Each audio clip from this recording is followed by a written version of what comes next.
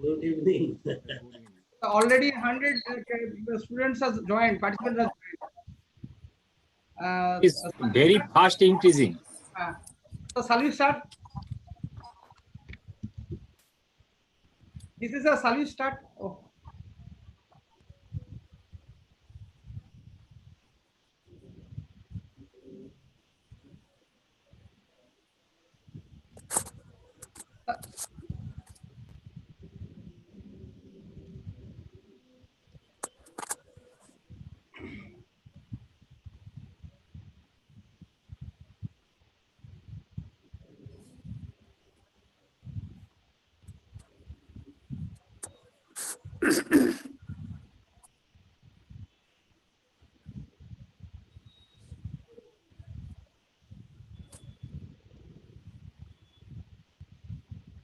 This is a shall we start?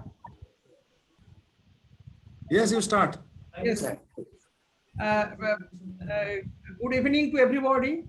Our Honorable Vice Chancellor, Professor Dr. Soikat Moitro, our respected directors, heads, faculty members, other participants and members who are present in today's our program. So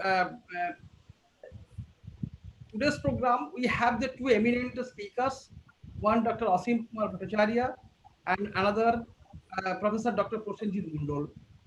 So before starting, I want to say something about this webinar or online workshop, why we have organized this one. After completion of 3 days webinar series, we decided to organize a online workshop based on this water, because we know that at present situation, water is one of the severe crisis in India and abroad. And this topic has been chosen in the present times where the COVID-19 has come up on our arena, and they are poisoning or they are restricting our life to go out. And we have seen that during this period, but a lot of water we also using for making our sanitizer.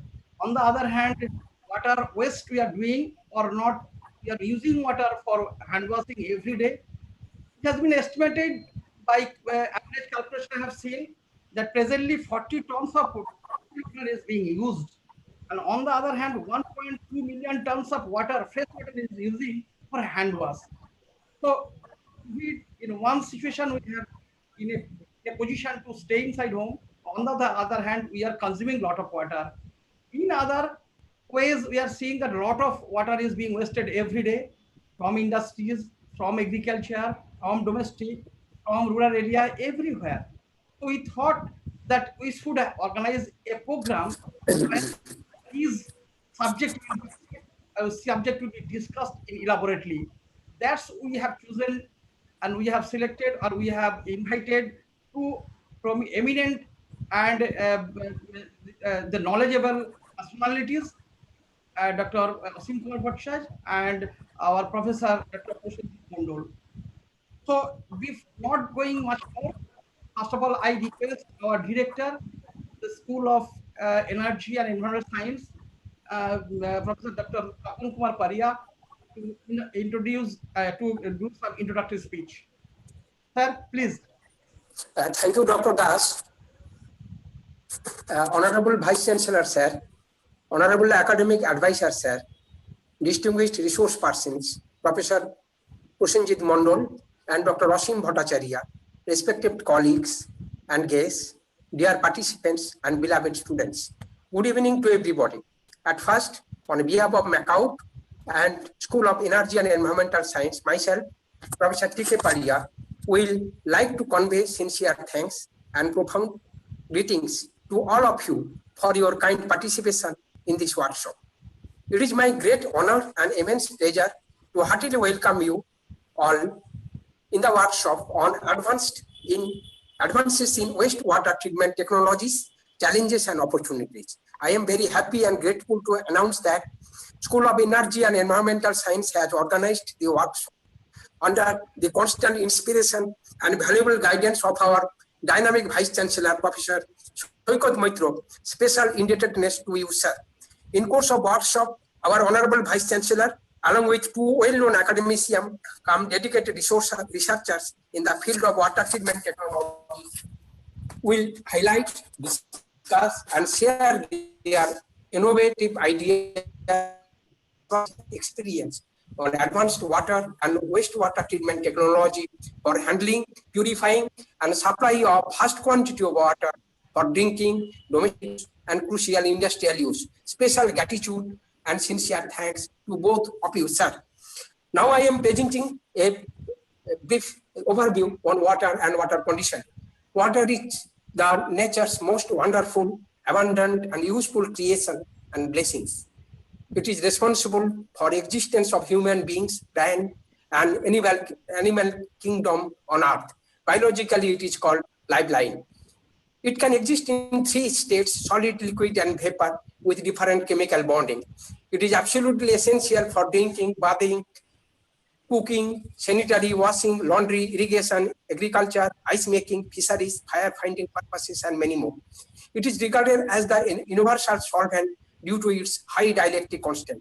Industrially, water is widely used for steam generation in a nuclear and thermal power station, extensively as coolant in power, metallurgical, and various chemical industries, because water has got higher specific heat compared to other liquids. Indeed, it is beyond our imagination to estimate that how much huge volume of water is being required worldwide every day.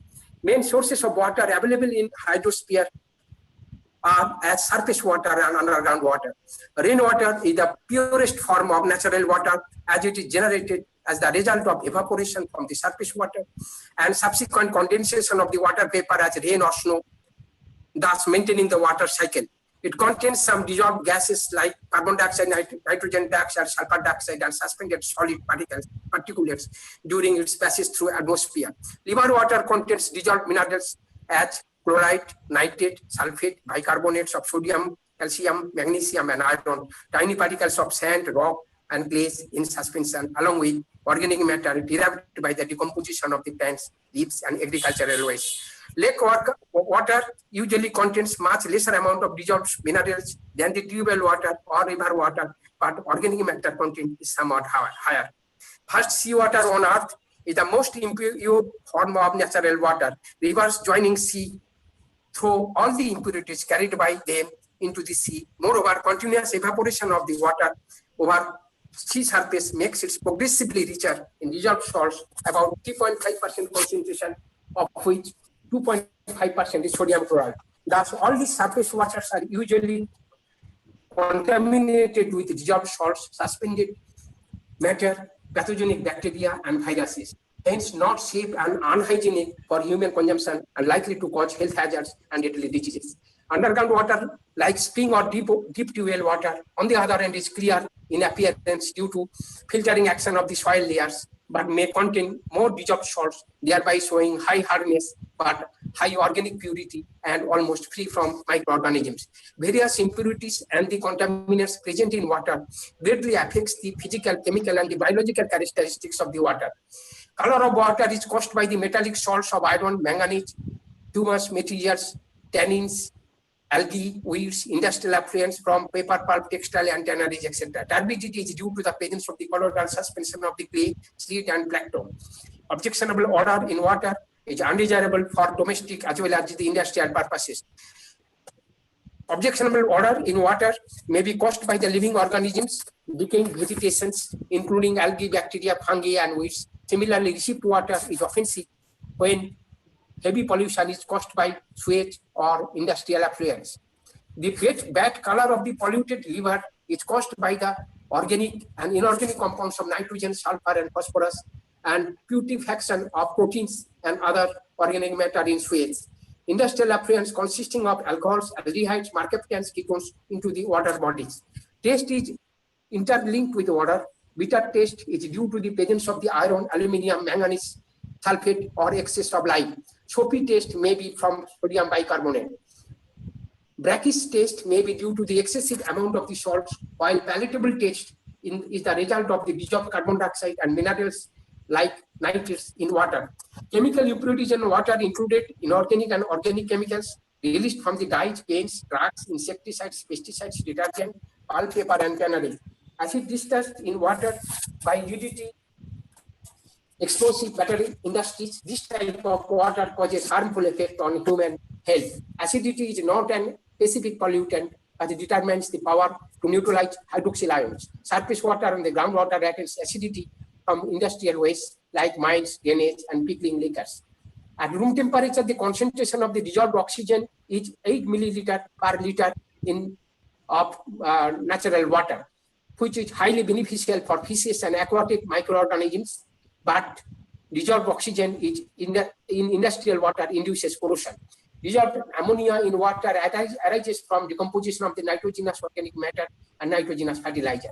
Mineral matter in water have origin from rocks and industrial effluents. This includes calcium, magnesium, sodium, potassium, iron, manganese, chromium 6, lead +2, mercury +2, bicarbonate, carbonate, chloride, sulfate, nitrate, fluoride, arsenite, and arsenate, and silica, which causes alkalinity and the hardness in water.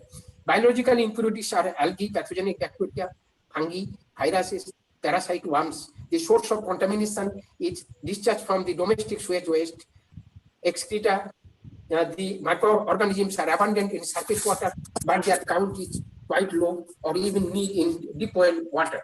Except seawater, raw impure water from lakes, rivers, and sometimes from the deep wells is subjected to purification process by which insoluble impurities, some dissolved salts, and bacteria are removed to an acceptable limit so that it becomes suitable for specific end use. The end use may be the municipal purpose, laundry purpose, industrial purpose, and the boiler pit purpose, river flow maintenance purpose, or many other purposes, including being safely returned to the environment. Generally, large volume of the potable water supply in municipality and corporation is intended for drinking and domestic purposes of inhabitants. The process of the water treatment in municipality water works involves 5 stages involving combination of physical, chemical, and the biological processes. Collection of the raw water, screening and straining, sedimentation with coagulation populations, slow sand filtration, disinfection or sterilization for removal of the microorganisms and bacteria, storage in tanks, and distribution through pipelines. Strict specification for drinking water was laid down by the WHO and BIS as per IS 10500 1991. Supplied water must conform to the following requirements. It should be colorless, odorless, taste, it should be pleasant, turbidity values from 5 to 10, pH value 6.5 to 8.5, total hardness as calcium permanent equivalent in ppm maximum in the accepted value is 300 and permissible value is 600. Iron as Fe.3, chloride in mg per liter, maximum 250, permissible is 1000. Residual free chlorine 0.2, fluoride 0.2. Dissolvable characteristics in the total dissolved solids in milligram per liter, maximum 500 and permissible amount is 2000. Calcium in milligram per liter, maximum 75 and permissible 200. Magnesium +2 in milligram per liter, 30 and 100 maximum.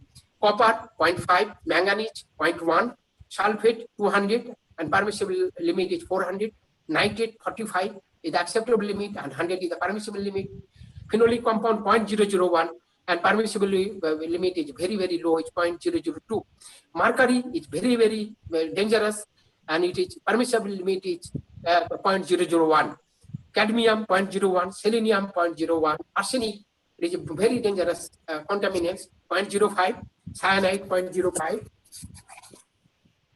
lead 0.05, zinc 5, permissible limit is 15, anionic detergent 0.2, permissible limit is 1, chromium +6 in milligram per liter is 0.05, and no relaxations. Mineral oil 0.01 and 0.03, pesticides should be absent. Radioactive materials, alpha emitters should be 0.1, beta emitters 1.0, alkalinity 200, and permissible limit is 600. Aluminium 0.03, boron is 1. However, before subjecting to treatment, raw water ought to be chemically analyzed with respect to their total hardness, both permanent and temporary, by complex metric titration.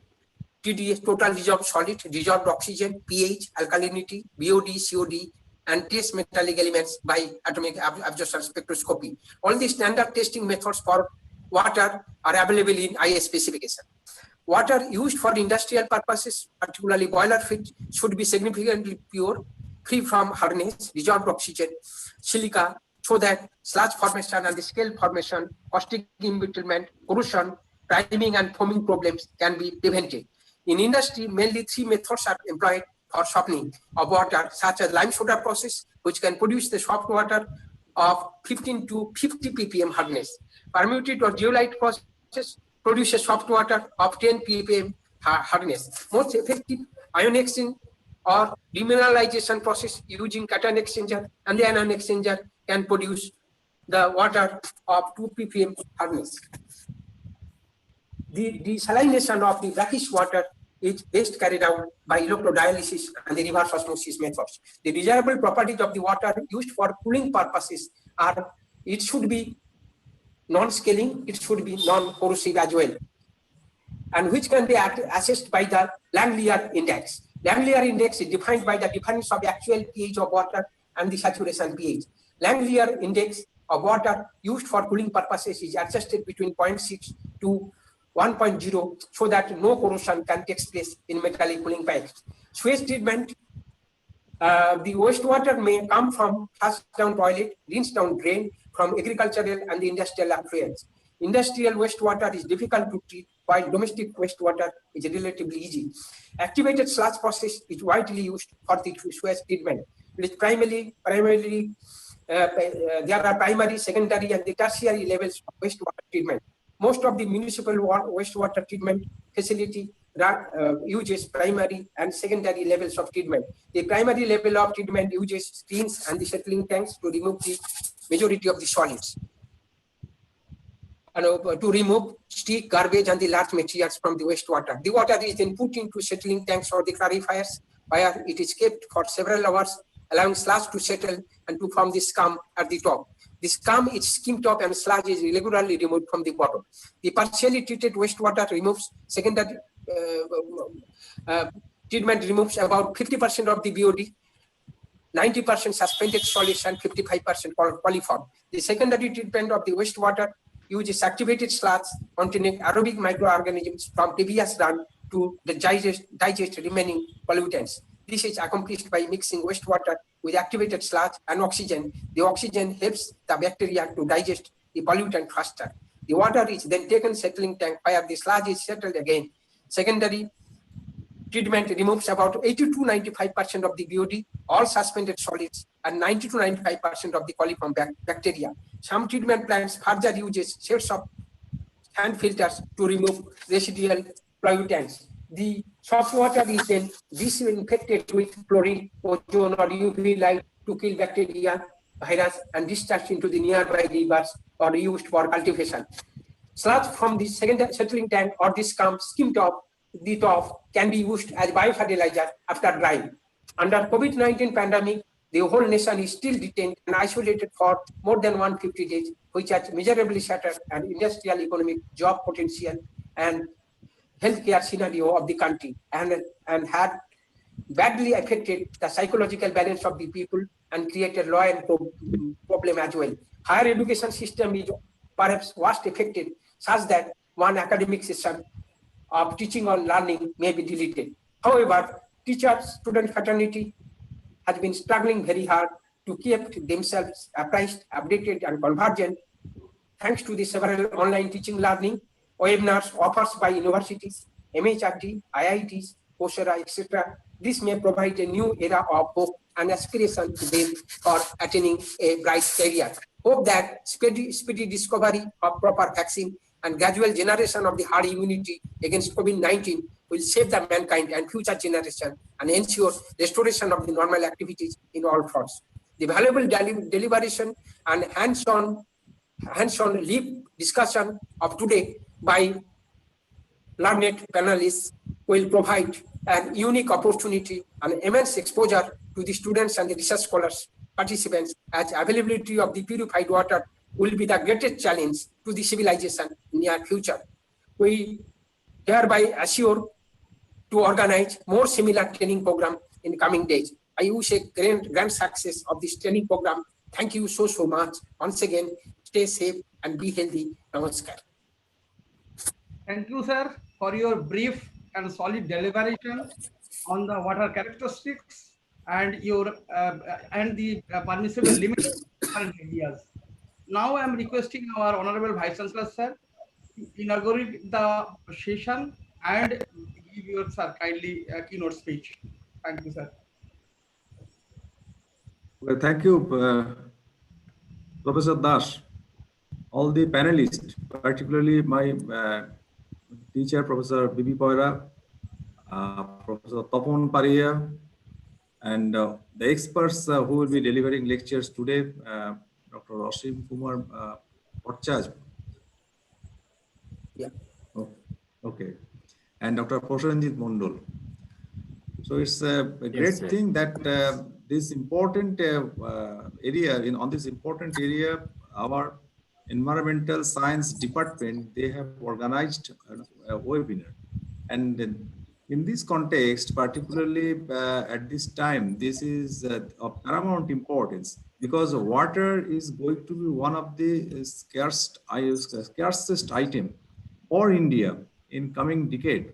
And that report was published by BBC a couple of years before that India is going to face the worst ever water crisis problem in the century by 2030.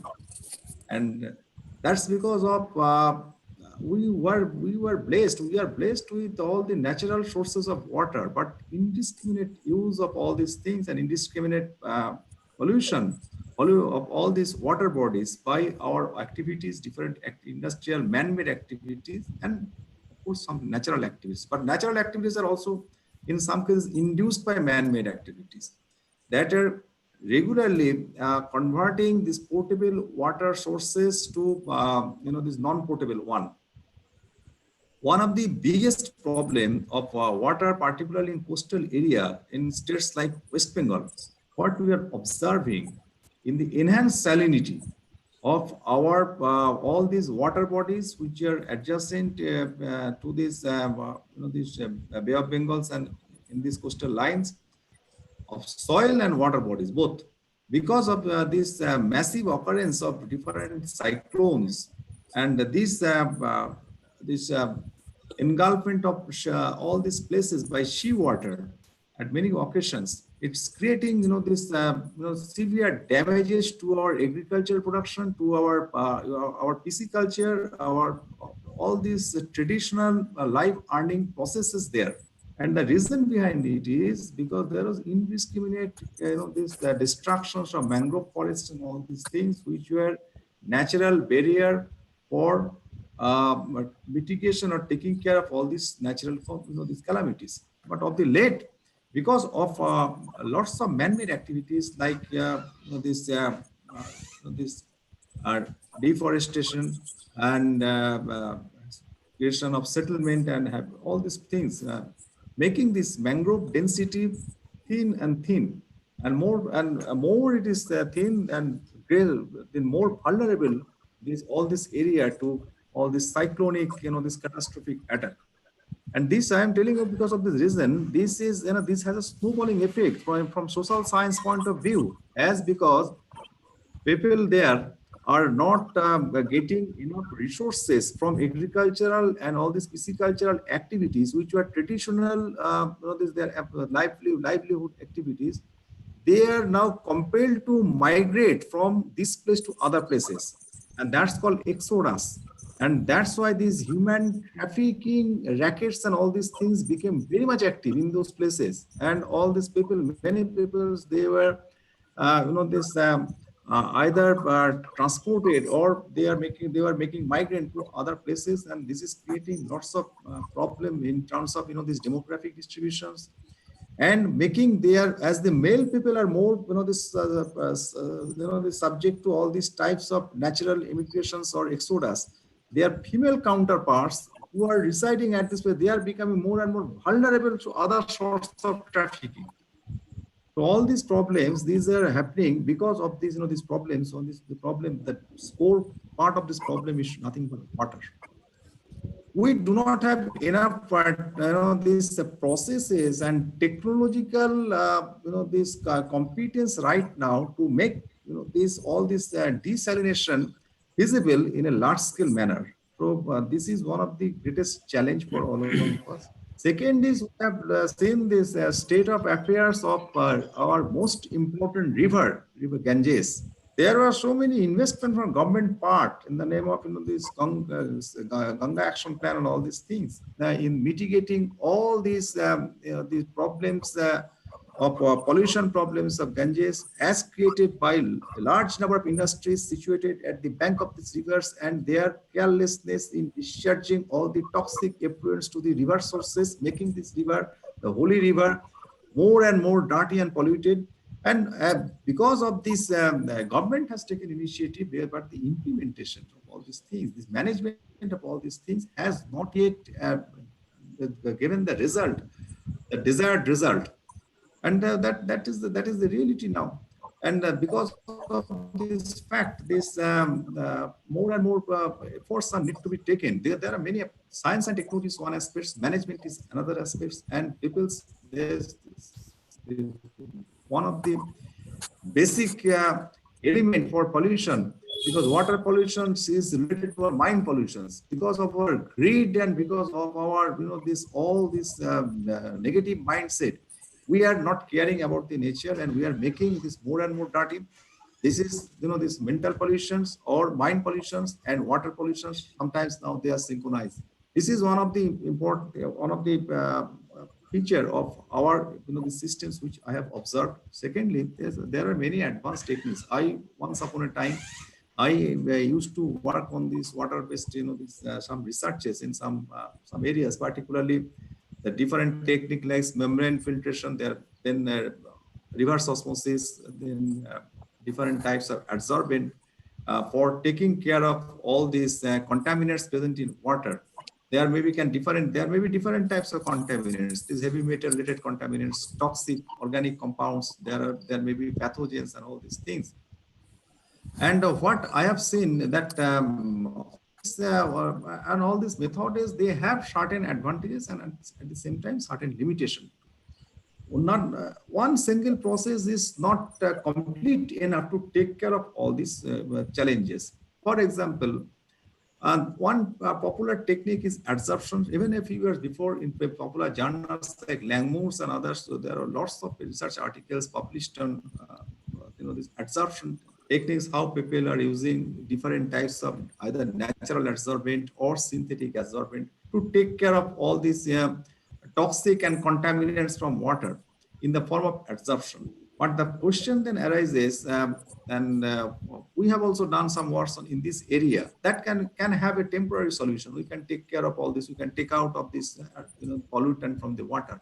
But what about the desorption part of it, where we will discharge all these materials containing these toxic elements again? When we will be discharging at some other places, again there will be desorption, then there will be water contamination. So these cycles continue. So this is not a holistic approach. So this is called, this confinement or this entrapment of all these toxic elements permanently in this adsorbent. That is a challenging situation. People are working with some other technique like oxidations. This is in some cases in small scales or in a pilot scale or in in certain volumes it is giving results, but in large scale these results, particularly in dynamic model, how far it is working, that has not yet been established in that sense. And membrane technique has its limitation because rate process is slow enough and we need to house a large number of modules together to make it this formidable treatment process. So there are techniques and merits and demerits, but research must go on, and there may be this maybe a combinations of different techniques to take care of all these systems, to take care of the problems in a because it is being said now this is one single solution is not sufficient enough to take care of any problem. We need to blend many these perspectives and solution approaches together to make these solutions to make the solution more sustainable. Sustainability now is the more keywords. We can make it temporarily, make it this water free from all this contaminant, but in long run, for how long it is safe? Then the questions still appears there. Next is this, particularly in water research, we need to have more collaboration and networking because of this fact. There are many things, many this in technological advancement is taking places in different areas. Now, whatever we are doing in the small from in chemical, in laboratories and all these things, in pilot projects and all these things, we generated different data. But this is the time of handling big data. Huge volume of data needs to be handled to generate a meaningful insight of the regarding the efficacy and efficiency of the processed data.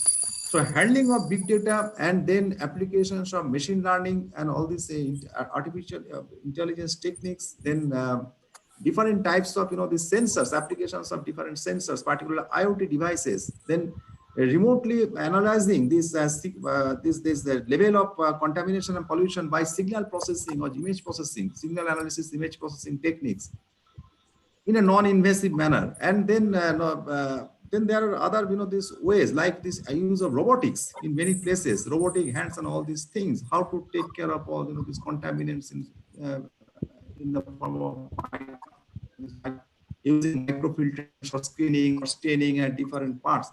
So this is my personal belief. Now, this is a time where we need to integrate all these approaches together to take care of this solution, because this is one of the going to be one of the acute crises for our Indian community at large and also for the global community. And it is being said the next war will be based on this water scarcity and water crisis. Already we have seen that states are buying with states regarding these river water distributions.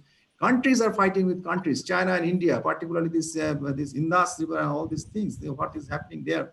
We are seeing that indiscriminate constructions of barrage and all this. The difference in opinion between India and Bangladesh. In many other parts of this world, we are observing the neighboring countries. They are they are fighting with each other for their share on the river water, for share on this even now the fight has started regarding this. How much ocean area one country can cover, because that is another aspect, because ocean is now the rich source of different sorts of minerals. So more coverage on this ocean means more possibility of extraction, and then there is again more contamination also, more establishment of more oil refinery and all these things inside inside these oceans and seas. What we have observed, and Arabian Seas in Bombay Heights, massive pollution is happening there, and in the Gulf also we have seen this because of this. Either man-made or by word and all other facts, or by leakages, or by some other these natural disasters, all these things. There is enough contaminations from oils and all these things, and making these ecosystems greatly affected, greatly damaged. We have seen at many instances, many occasions, and here also we have seen many times either the barge containing fly ash is getting this captivated inside this water, or getting sunk in water, or barge containing oil getting sunk in water, making this place almost this hellish situation for all these living creature inside these water bodies. But this is then fishing activities right now, this using these trawlers and all these things, then oils, using of oils, making this these water contaminants. This is a regular affair now. This is happening at many places. Now, how to take care of all these things in a holistic manner? There lies the challenge before us. Our scientists, our this administrator, our political personalities, our this all private organizations, all these.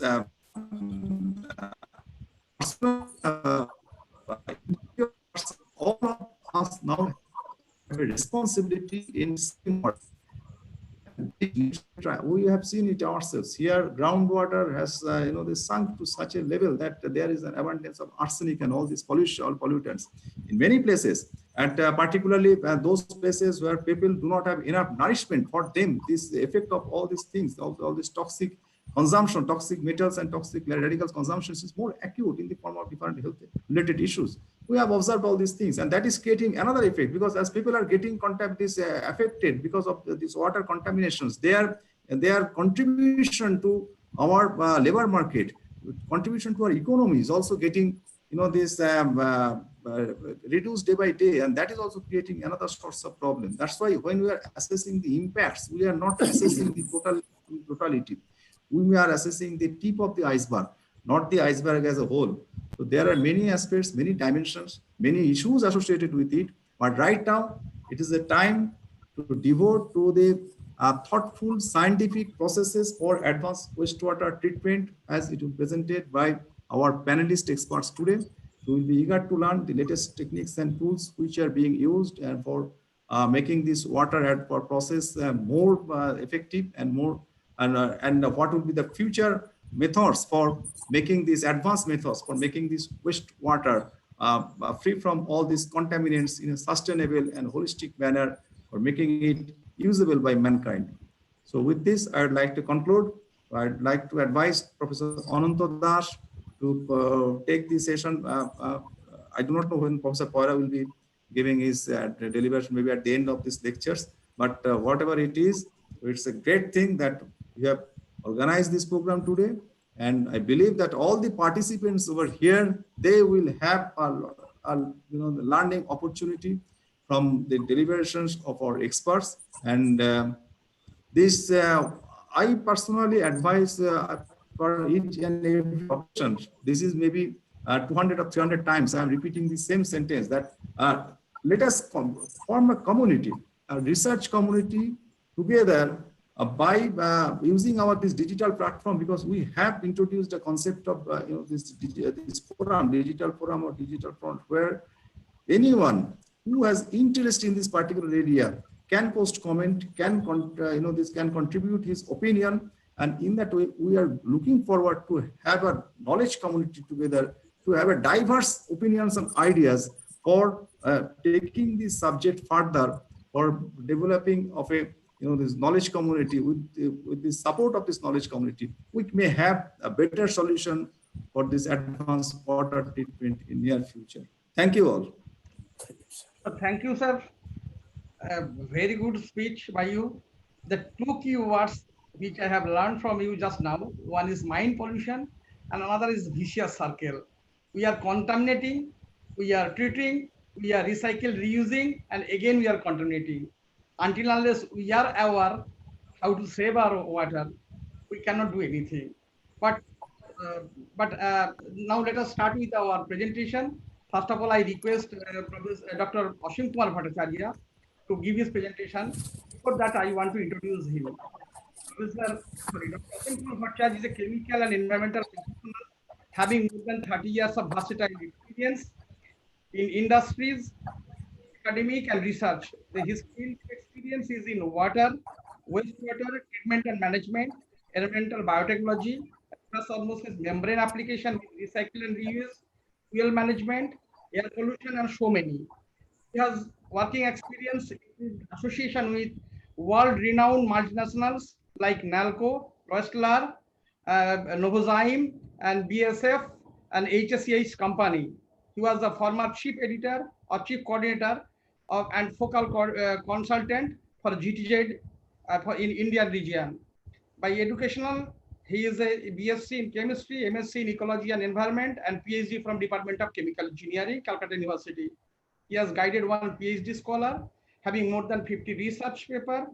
He has coordinated more than 100 projects in India in different states.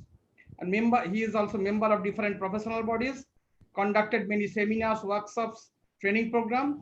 He has a lot of credential in his credit. And lastly, he is the founder of Executive and Director, Academic of Water Technology and Environmental Management, Kolkata. Now may I request Dr. Ashim Bhattacharya to start his presentation. So, welcome and Honorable Vice Chancellor, sir, Professor Poira, Professor Dr. Topon, sir, Professor Das, and first of all, before sharing my screen and presentation, I would like to convey my sincere thanks and gratitude Professor Das, and obviously to have this opportunity with the wonderful webinar in my core area, in fact. So I want to try my best to share my knowledge and experience because a lot of participants are students are there, students, faculty, research scholars are there. So based on my 30 years experience in this line, I want to share my presentation. So I'm just going to share the screen.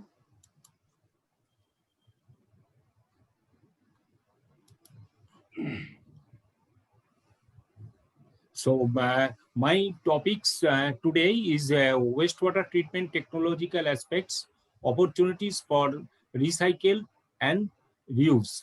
So wastewater treatment technological aspects, because as Vice Chancellor sir also told that the technological aspects, new technology, adaptation of the technology, deployment of the technology, innovative approach, these are the main area where we have to focus, because our fresh water is contaminated continuously with the anthropogenic, industrial and municipal activities. So I want to throw some lights on the possibility of recycle and reuse and how industry and municipality can achieve to protect our fresh water resources. So mainly my contents will be background, present scenario with respect to global and national perspective. Then why wastewater treatment, technology aspects and challenges ahead on water conservation, recycling and reuse, issues and ZLD concepts. Because industry are facing lot of challenges for running the industry, for getting water, because due to the stringent regulatory norms, they are facing day-to-day problem. And also the recycle reuse issue because of the cost of the technology, because we have to look for a optimization of resources in terms of energy and water utilization efficiency. So industry is facing these challenges with respect to recycle reuse based on the stringent regulatory norms. And I want to share lastly also some industry specific case study examples with a innovative and sustainable approach, which will helpful to have a knowledge how we can achieve this sustainability to conserve our freshwater resources, so that because the water is the life for everybody, so water is the human right, so that it can does not affect the drinking water, potable water source. And followed by conclusion. So next, first of all, if we see the water is everybody's human right. So as I have told, but only 0.01% of the water of the planet is accessible for suitable use for mankind. That we know that the 3/4 is water. But if we see the majority is the seawater, and rest, whatever the freshwater sources available, around majority of the 77 to 80% trapped in the glaciers and ice cap not available.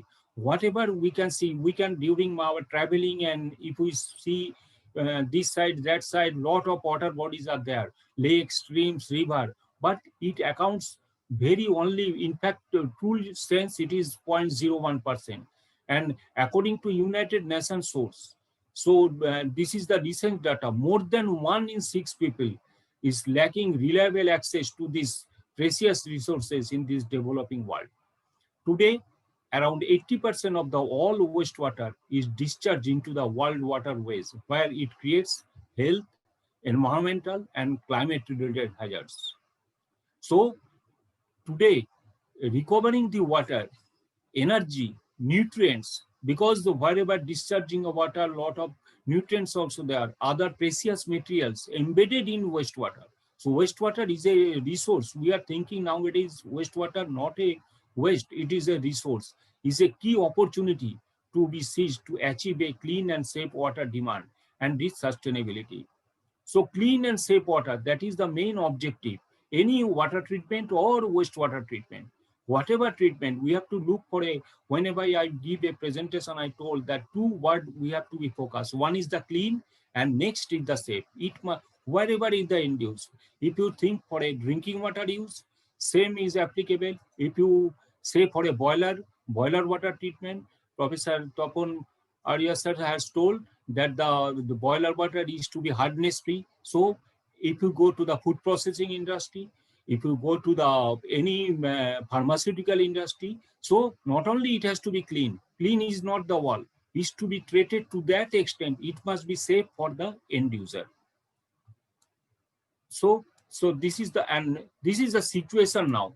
The shortages of fresh water. This is a World by United Nations report that shortages of fresh water and use by 2025, 800 million people will experience fresh water scarcity, and 2/3 of the world population would be under stress condition.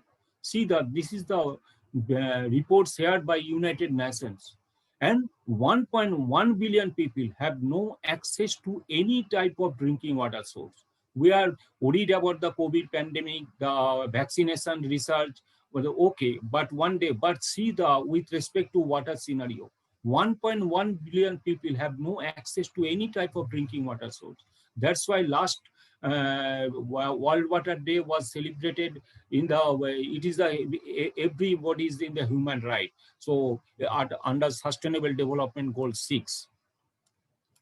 So water demand, if we see the Indian scenario, so in World Bank report, World Bank has conducted one study. So you know that India in fact is growing like anything in the way, and specifically with respect to the economic point of view, India is going very rich impact. But if we think about the water economy, World Bank report is saying that India will wait to face a turbulent water future. Turbulent water future. That means the money will be there, but the water scenario, water crisis will be like this. It is unable to manage. If we do not take proper action, implement proper technology solutions to mitigation measures from the immediate effect. And it is estimated that the 37.7 million Indians are affected by waterborne disease annually due to waterborne. And 1.5 million children, we are doing the webinar here and lot of seminars. Every year, 1.5 million children are estimated to be died by diarrhea alone. This is happening. You multiply it by 365. So you can find out the data. And not only, it has been estimated that water is such a thing, estimated the working days loss, because due to waterborne disease, we may not go to office, we cannot go to the work. That has also been estimated. And it has been estimated that 73 million working days are lost due to waterborne disease each year. And resulting economic burden is, see, the $600 million a year. Think about the amount of cost which is incurred due to the waterborne disease. And water crisis. This is I want to share some picture, the water crisis. This is a pictures, water crisis in a slum area in Delhi. You see in fact in Delhi, there is some water mafia also there. They are doing the water bridges with the tanker. How the one tanker arrive, how mainly the people from the some area, how to come. This is the scenario. And this is a real life scenario. And that time when the Arvind Kejriwal taking the chief minister, his first word that I will give the water to water solution is the first issue he has committed. And in fact, see, we are talking about the old days. When I give a presentation, I told that the water will be the military control, army control. Same is happened in the 2 years back in the Latu. Many of you maybe appeared in the news also that IPL match in the Wankhede Stadium has been stopped. Chief Minister of Maharashtra had advised to stop the match because of in my rural area, people are not getting water, committing suicide. More than 1,500 farmers are committing suicide. You see the pictures. And the well is totally dry. And the first time in Indian history, water is transported by a railway wagon, and it is under control of the army military control, so that there is a equal distribution of water. This is the situation. And India is a country where there is a rituals is very, we are a typical country. Our religion is varies, our rituals are varies, our cultural is effect is vary, and these also create lot of water pollution, water harvesting, water cultural practices is vary. And we see the Ganga river pollution. This is the picture. So one is the industry pollution, and also, as I have told, the cultural side. You said the next picture you can see.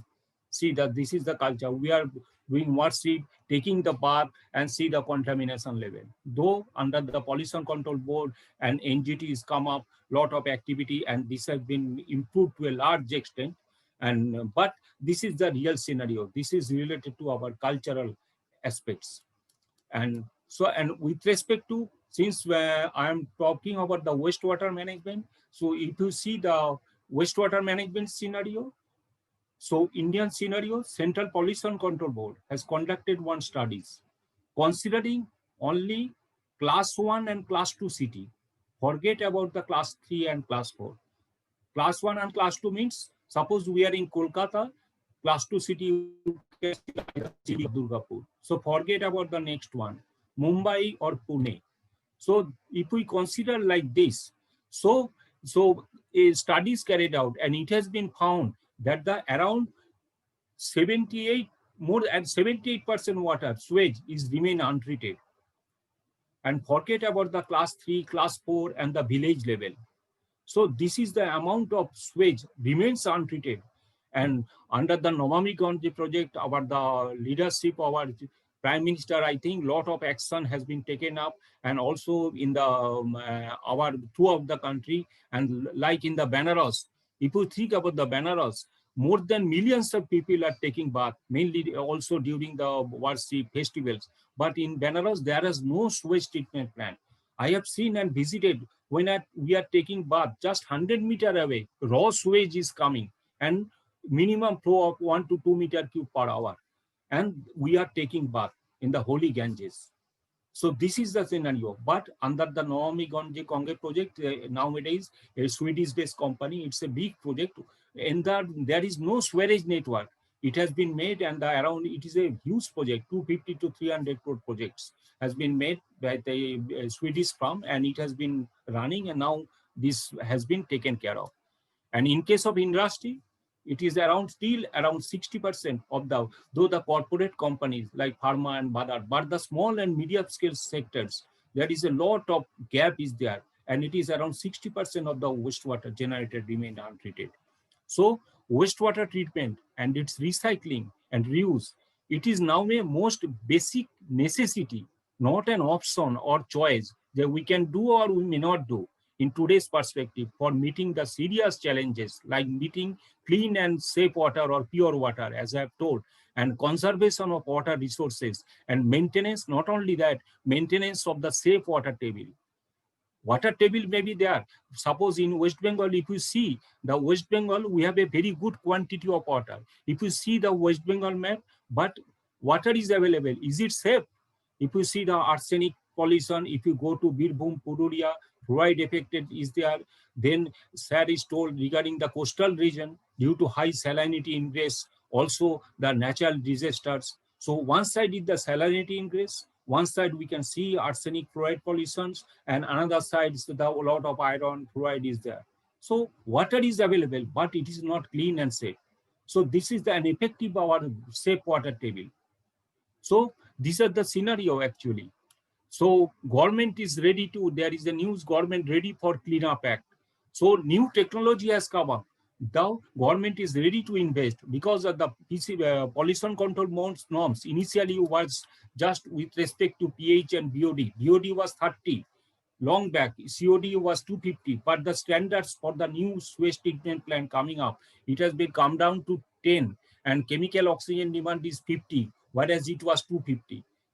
So 250 to 50, then the new STP, any coming up, you have to make the chemical oxygen demand 50. How it is conventional activated sludge process cannot meet this process. You need to have advanced technology, innovation of the technology, which can meet. It may cost, but the government is telling ready to take up the challenges. We have to invest the cost for the survival on our mankind, for the human being. and also to mitigate the drinking water challenges. So government also ready to take up the challenge. So what are the problem statement? Another problem is this is very important while designing the plant. If we considering the design aspects, selection of incorrect and improper many places, the proper technology solution should be there, selection of right technology, then faulty design of the systems. Often we found that the plant is built up, but there is a faulty design. The load has not been properly calculated. The design, the retention time, the clarification, TSS load, oil and grease, and the CO2 not properly defined. And last one is because based on my 30 years experience, I have seen that the technology is there. A plant has, this is the last one, which is very important. A plant has been installed more than 2-3 crore rupees to build up a new technology plant. But the operators training, skills and knowledge, this is very much important. And this is lacking in today's world. Whenever that's why there is a skills and knowledge base, new technology, how to run a plant. This is most important. And the troubleshooting on the plan.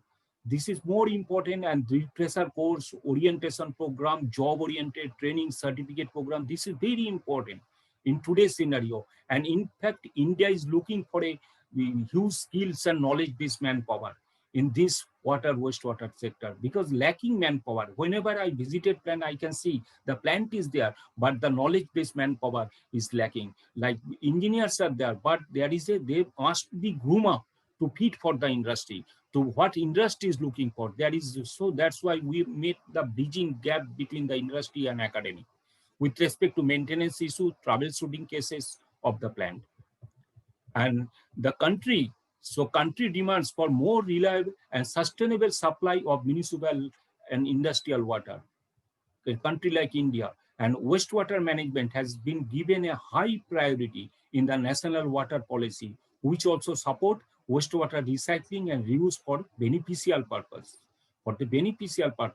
And international companies are all ready to enter, because India is a huge market.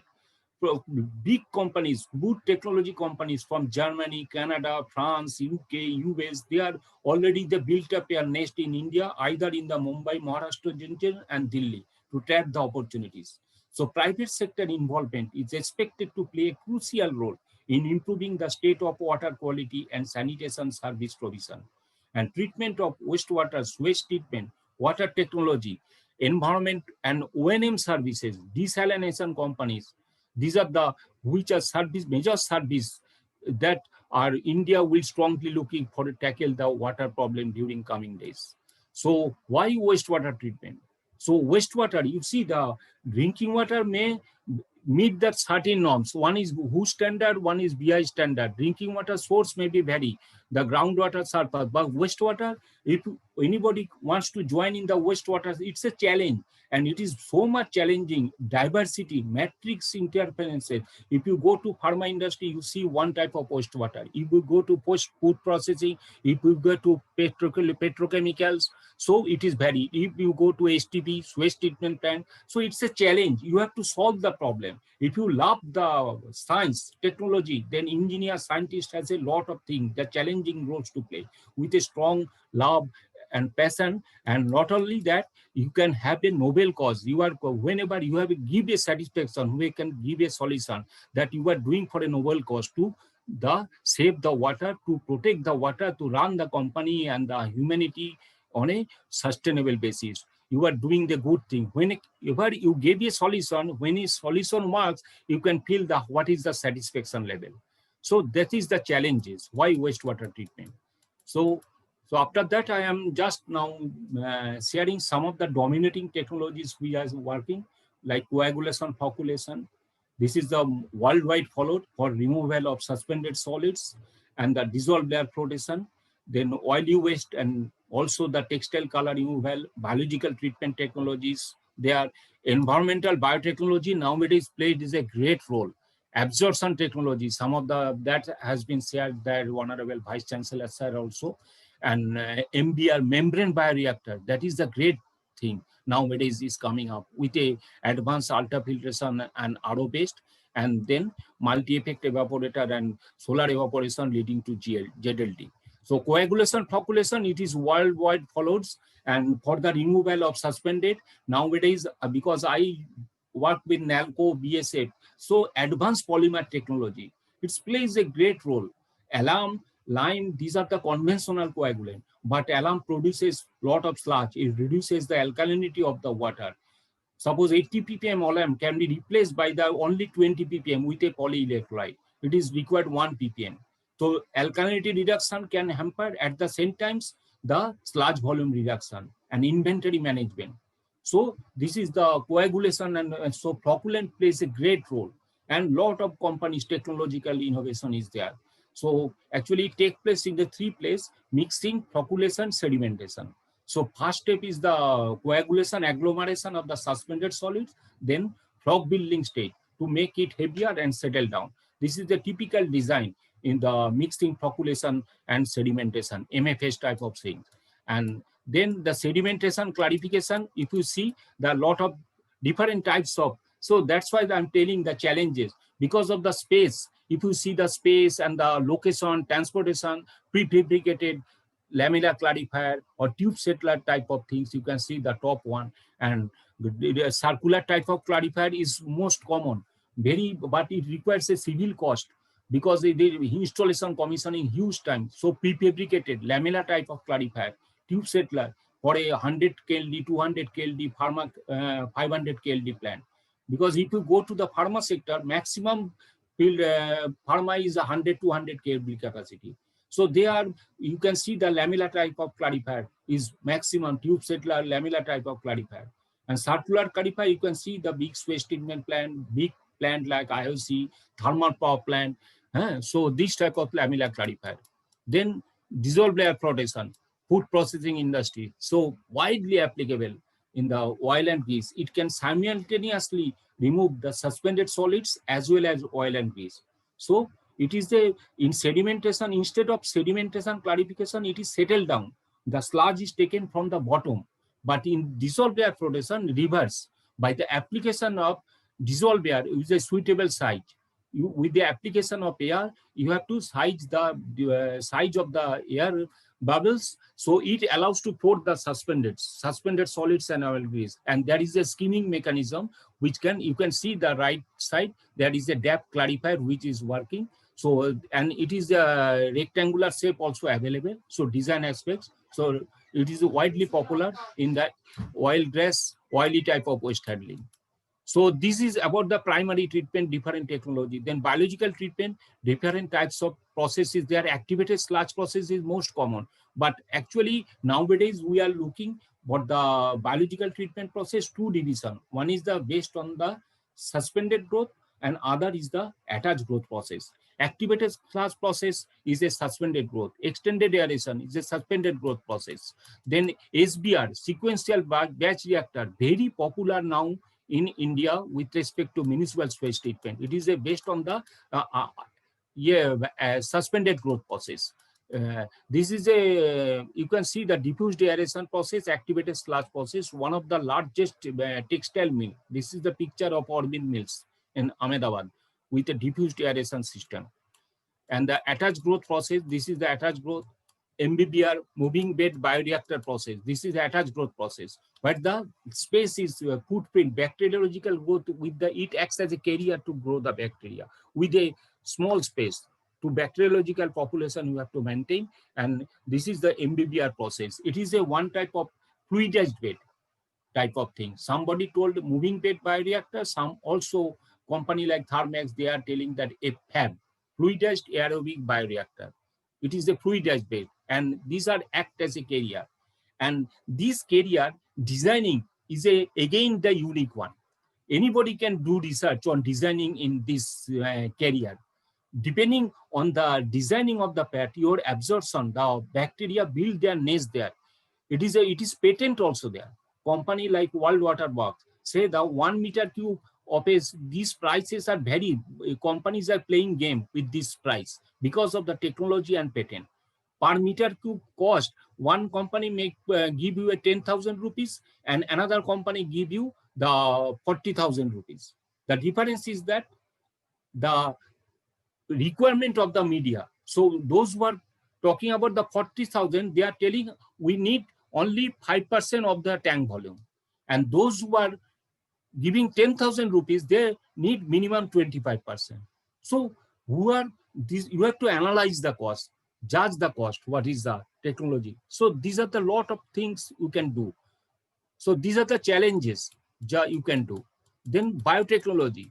So biotechnology, in fact, when I joined in the Rochester Midland Corporation after NALCO, I associated with Novozymes Biologicals. So in the previous primitive stage, the cow dung is the main source of the biological treatment process to start the activated sludge process. So now, but nowadays, environmental biotechnology comes up, and it plays a great role in the selection of the selective microorganism. Depending, the research goes to that level. So for a pharma industry, there is a typical type of strain. For a textile, there is another strain. If you go to the petrochemicals, hydrocarbon, phenol, so there is another strain is there. But initial stage, what we are giving cow dung to everywhere. Go to petrochemicals, sewage, pharma, food processing. But cow dung has a specific type of strain. So it is not applicable. All the strain is not digested by the chydom, all the load. So this is the invention of biotechnology. So actually in the 2003, 2004, I have India just biotechnology has come up. I have associated with the Novozymes Biologicals, and it also helps to the oil and grease trap in the hotel industry. You know, the hotel industry, lot of fats. If you go to kitchen, lot of fats, oils, and grease are there. So they build their nest in the tap. So if they are using caustic solution, but caustic, what happens? In the pipe is eroded, you are transferring the TDS to one place to another. But what happens? So bacteria, it is a non-genetically modified, is a very good. It build their nest there. No TDS, it will build and continuously grow. And it is an exponential growth. So this is the power of biotechnology. So it goes to billions. So this type of temperature, you have to maintain only temperature, water, pH, oxygen, and nutrients, and non-toxic. And this is the tiny workers, so the billions, they works in the field.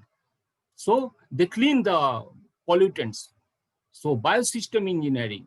So how do you apply? You review the system. This is the very interesting. Review the system, collect and analyze data, conduct readability study, if applicable, define the objectives, you define your objectives, develop program, conduct field trial, monitor result, draw conclusion. So unique project work or research work you can carried out, specifically specified industry specific or pollutant specific. What are the industry serves? See the food factories, processor, dairies, breweries, edible oils and fats, seafood, canning. So these are the industry sector you can serve. So this is the role of environmental biotechnology. Now if we comes to tertiary and advanced treatment, so absorption technology, in fact, my PhD is on absorption technology. So I use some steel plant waste material and on the absorption. And in fact, more than 18 to 20, I have some international publications also in the chromium and zinc. And one of the paper, in fact, I have more than 1,500 citation till now. So absorption technology, pressure sand filter, carbon filter, and lot of it plays as a tertiary basic treatment process. But nowadays, for this not doesn't end. But after that, now comes to the recycle and reuse, where comes the application of membrane-based separation technology.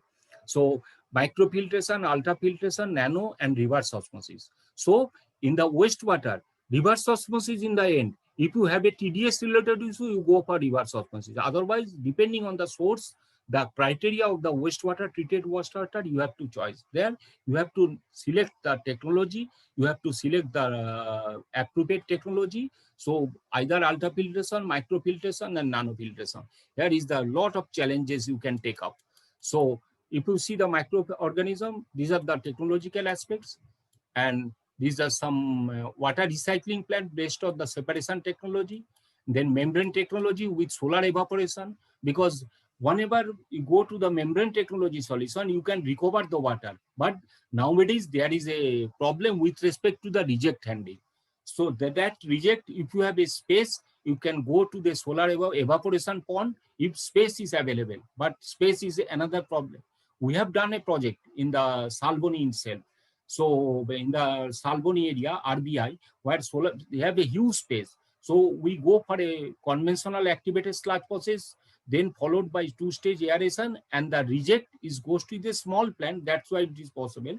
It goes to the solar evaporation plant, and 100%, and the treated water with a TDS less than 50, COD less than 20, and BOD less than 3, and they are directly taking it to the process. So, and they are saving the freshwater sources. And MDR technology. So this is the another technology. With this, I will go into, this is the most prominent technologies nowadays. So, and one of the company, Swage, G is taken over by Swage. I am also working on this MBR technology. It replaced the activated sludge process. It's a great way. And the membrane technology have a MBR, G MBR has a life of more than 10 years. You know that just I cited one example, I even came to know, because conventional activated sludge process, if you compare with the MBR, conventional activated sludge process is a aeration tank followed by sand filter, carbon filter. Entire process is replaced by MBR. See the operation maintenance, not only the quality of water you are getting, which never you achieve in the conventional activated sludge process. And MBR will give you that quality of water ready to recycle and use just after disinfection. I just give a small example. You know all about our Lolit Great Eastern Hotel. So the space availability, you know, in the Dalhousie area, that hotel got a stringent notice that you don't get that hotel is going to expansion. You do not get any extra water from the corporation also. There is a binding. You have to treat the STP water and recycle as a CT makeup and the boiler pit. So they don't have any space. It is around 100, 150, 200 KLD STP. So what happens? This is the solution, MBR solution. 1/5 of the STP place, aeration tank space. And same time, the water quality, they are getting ready to recycle it. This MBR give them the solution, and that plant is running, is more than already 5 years over. And it's last for the 10 years. It replaced the conventional activated sludge process, but this is the technological advances. And if you require, depending on the requirement, you go for that one-stage RO, two-stage RO process, that has to be defined. So it's a challenge. It is a lovely to work with this type of area. And so with the recycle reuse, so there is a wastewater recycle 3-stage process. One we call the recycle reuse, then we call the minimum liquid discharge, then zero liquid discharge. So whenever, because zero liquid discharge evaporator is very costly, its per meter cube cost is very high. And 100 KLD plant, ZLD plant only required only ZLD, around 2 crores rupees. And energy bill is so come up, the industry is going back. Evaporator, but that's why always evaporator companies also encourage you go for maximum recovery from RO. So that's why the design is based on, so that you can achieve 85 to 86, 90% recovery, and rest you, if possible, you go to evaporator. So your evaporator cost, energy bill will come up. So this is the motive is working in the industry. This is the go on. And ZLD concept, you know, the already I have, because already I want to conclude. So phase 1 is the with RO, and phase 2 is the evaporator. And this is the multi-effect evaporator. So in fact, this is the Hindustan Times News. India's $17 billion water recycling industry is there. And government is already planning to run the thermal power plant and the coal mines, because that requires a coal washery, huge amount of water. Thermal power plants doesn't, the fresh water doesn't need. They can use this treated water is the solution, and it can help to meet the long-term challenges of the country. So case study examples, just 2 case study example, I will conclude. This is the project I have already working in a food industry. So that food industry is in the Chennai area. That food industry buying per day, per month, 15 lakhs of rupees water. Their industry is running by a tanker. Their this is a big industry, 1,000 crore industry. They are producing glycerin and fats oil, exporting to the Germany, Italy, like this. 3 plants are there. And that plant is buying 15 lakhs of rupees per month water tanker after the treatment cost. Though they are going to recycle the water, 350 KLD plant, they want to recycle. See, the 350 KLD, if it is recycled, they are per month saving cost will be 8 to 10 lakhs rupees. The project cost is around 2 crore rupees with a MBR followed by 2-stage RO. So these are the solution we are going to with a G MBR process, sewage MBR. So that is the payback period is 1.5 years. And after that, per year saving 1 crore rupees. Per year, 1 crore or around 1.2 crore. So this is the project we are working with. So this is the one of the greatest examples of the advanced technological solutions. And this is the some of the petroleum industry you know about, the Chennai Petroleum, entirely treated by the municipal sewage, and there is the zero discharge plant, and they are saving 1.4 million meter cube per year of fresh water saves. Another food processing industry, food and MNC, this is also based in Chennai. They are saving 2 million meter cube per water savings. Investment point to a fresh water makeup reduced to 65 meter cube per day. And not only that, you apart from this, the recycling, I have seen that one industry, if you go to the rainwater harvesting, that gives you a huge amount of water storage and recycle. There is a huge industry where groundwater is using. They are now going to the rainwater harvesting in the southern part. The amount of rainwater, it has been found that they can be cultivated almost equivalent to the 1 month to 3 to 4 months groundwater extraction. That reduces their energy bill as well the water conservation and running the industry on the sustainable basis. So need of the industry, so systematic approach, identifying, measuring and monitoring and reducing the water consumption. And it's a exercise of stewardship. And finally, we need to bring a symbiosis between the water and wastewater in the quest of sustainable development. So this should be our motto for water conservation with respect to recycle and reuse. So with this, I come to a conclusion. So clean and safe water is the source of life. So let us save this treasure together to achieve a water positive, sustainable environment. Thank you, sir. Thanks for your patience, sir. Thank you, Dr. Bhattacharya, for your excellent presentation and elaborate presentation on water treatment technologies. You have covered all chemical processes and the new coming advanced technologies. I hope the participants have enjoyed your lectures and your presentations. I am requesting to the participants that as the time is already short, so we are switching over directly to our next speaker, Professor Dr. Prosenjit Mondol. He is a renowned academician. I want to introduce him first. Then I will hand over mic or I request Prosenjit Mondol to start his lecture. Dr. Prosenjit Mondol is presently working as a professor, Department of Chemical Engineering, IIT Roorkee. He joined the institute in 2009 as assistant professor. He has working experience as a process engineer in industries. He is also a scientist in CSRI for 3 years before joining IIT Roorkee. He has worked as assistant professor at BJ Technical University, Odisha, MNNIT, Allahabad for some times. His area of research is energy and environmental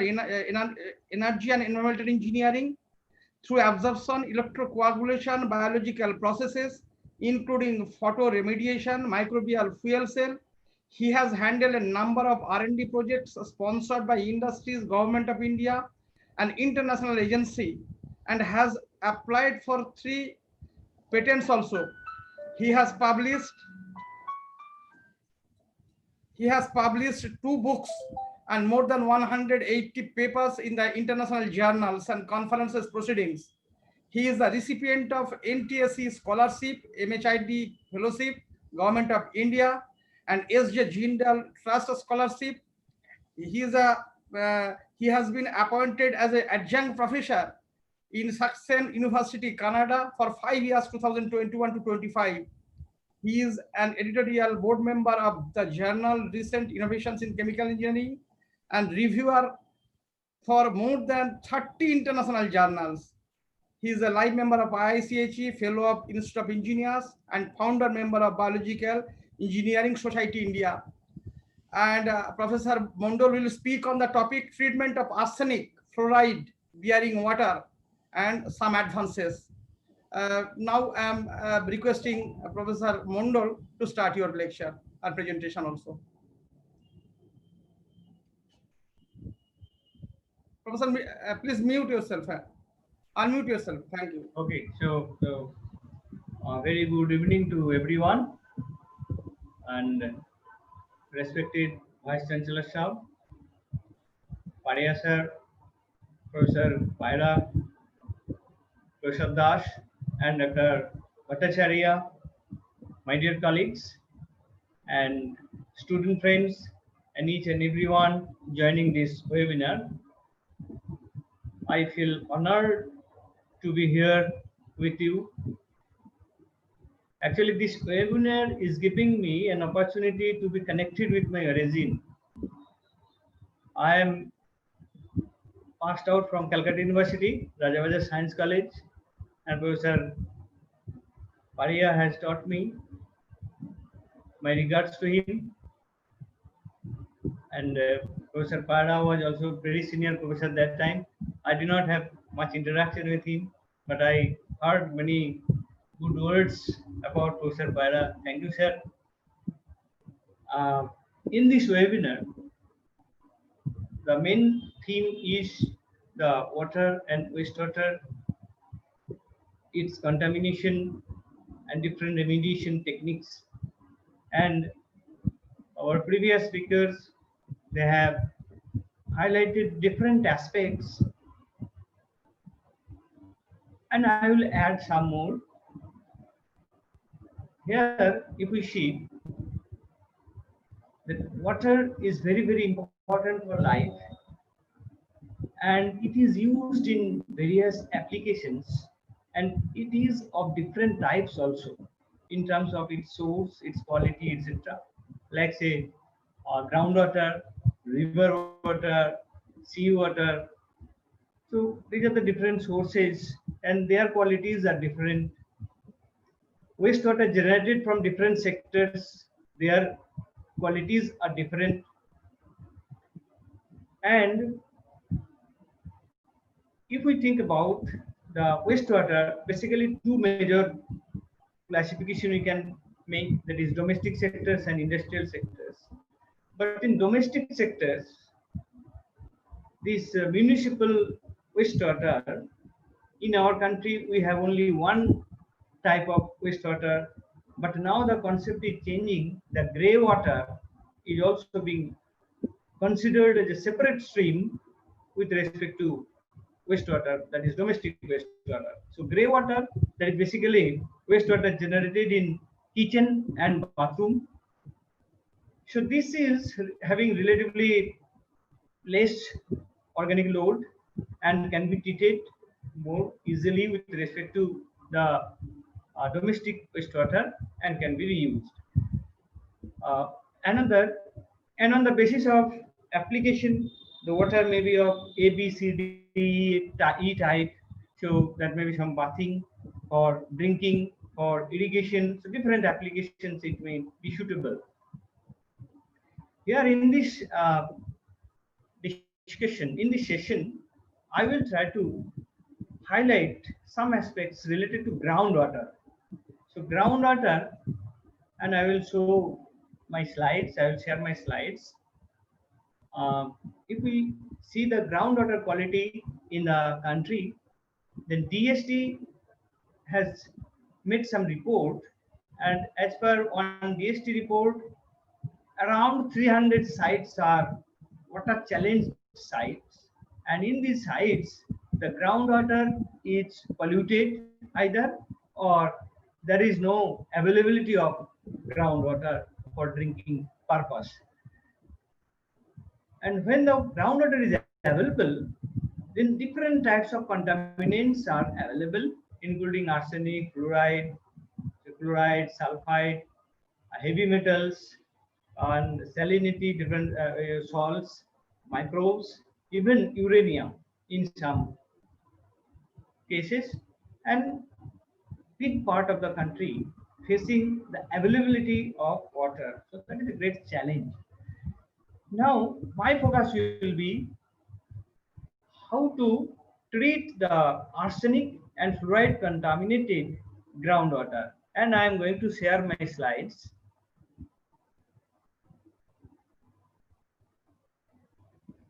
So this is the topic, treatment of arsenic and fluoride bearing water, and I'll give some advances. And the outline of this discussion is arsenic and fluoride contamination in water, the global and Indian scenario, effect of arsenic and fluoride contamination in water, comparison of best available techniques for arsenic and fluoride remediation, socio-economic status of affected people and need of cheaper methods, and then some Mr. Mondal, Mr. Mondal, Yeah. your screen is not visible. Sir, Okay. your PPT is not visible, sir. Okay, okay, I'm doing. Yes, sir. Please share your the screen.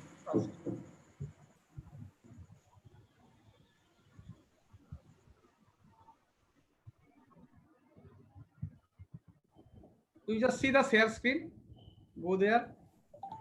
In the bottom of the Zoom platform, sir, see there is many menus. In that icon, there is screen share with green colored. In that, In sir, you Zoom- click. In But Zoom, sir, before that, see in Zoom, sir, you hover the mouse at the bottom. At the more bottom, at the bottom. there is mute, start video, question Yeah. answer, Yeah. chat, and Yeah. share screen.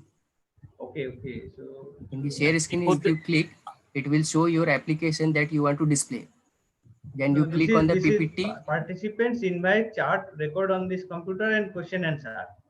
No, So no, you share have not. screen, sir, green option, sir. green. Green icon is there, sir. Share screen. The screen, video setting, choose virtual. So Just after chat Just option, right there side is of the chat. Here I am seeing mute, then your stop video, then more. That is so you the click on more. So you click on more, you will find share screen. in more it is coming participants, invite, chat, record on this computer, question and answer. No share screen. No share screen. Sir, you are using desktop or tab, I'm using laptop. MacBook. Laptop. Sir, Apple. No, this is your Dell. Yeah. Sir, then you can zoom out the Zoom platform. You sir zoom it, maximize, window maximize. Sir. Window maximize. Yeah. Okay. Now you can find at the bottom, sir, there will be options showing. Is it coming now? So you can kindly check, sir. You have to maximize the Zoom windows. Presenter.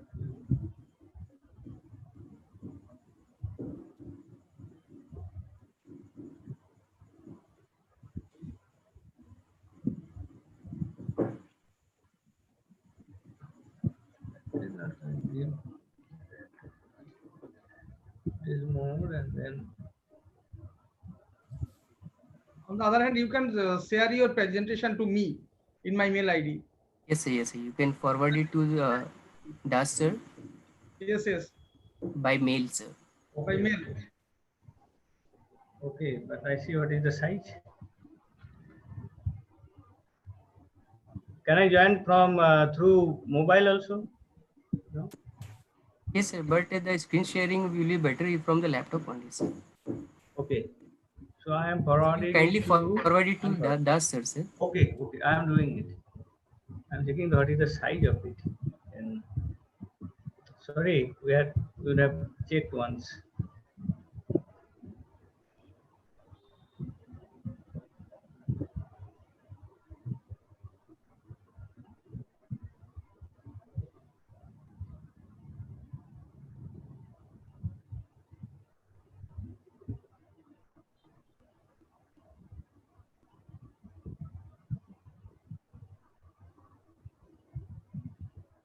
13, okay, it will go, no problem.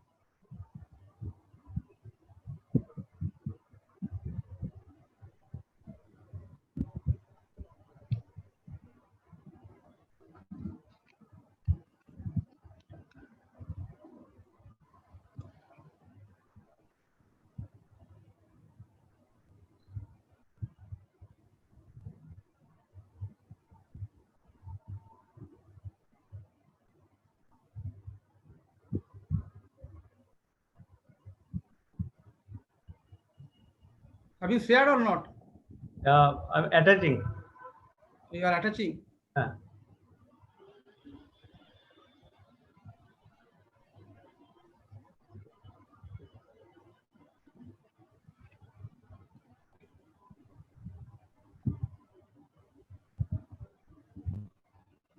Hello. Yes, yes, it is. 13 MB, so it is taking some time. 13 MB. Is it a big file? No, 13 MB. It will go.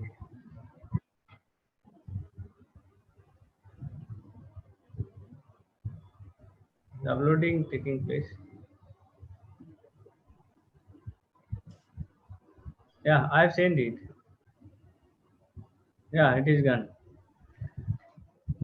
Let's see.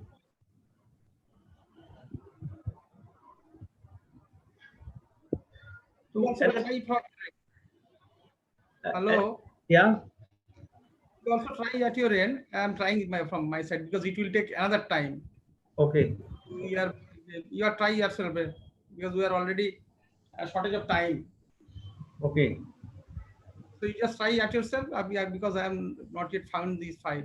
Okay. Okay. Okay. I got it. Okay.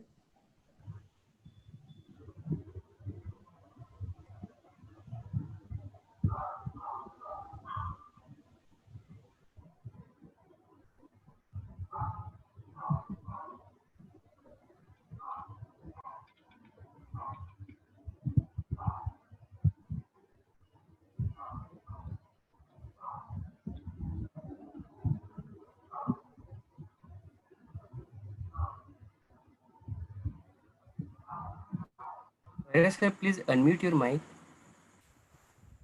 Yes, I have already got it. Let's just on the desktop. Yes.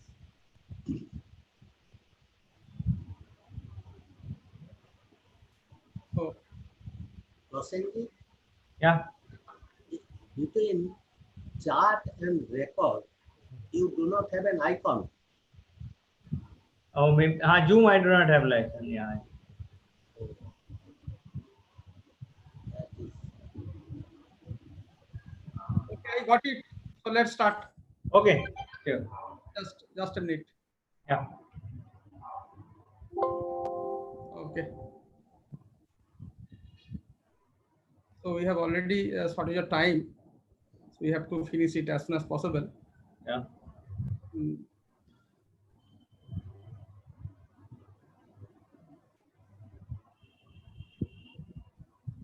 So, okay. Box.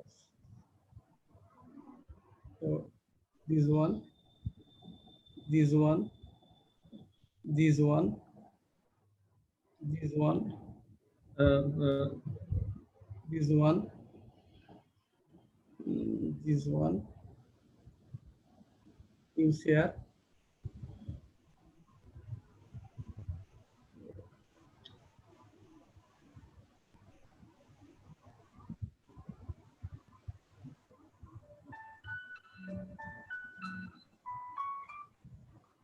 Just sharing your.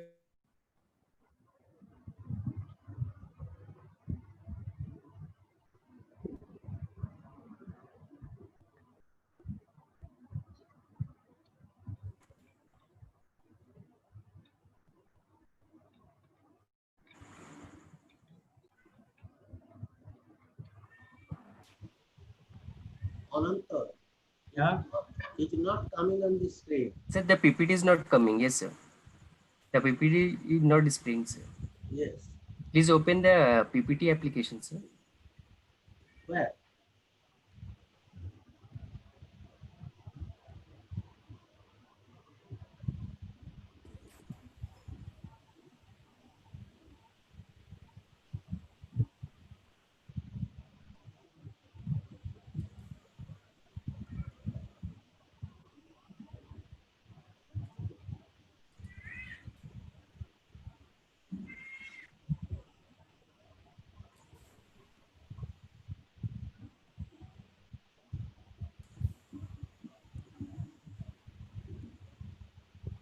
Prasenjit sir, you may forward it to me also. I have sent it the email ID in the chat box. Uh, your email ID is, It is in the chat box, sir. it is in chat box. Just can you tell me the chat box? Yes, in the more option there is chat box, sir.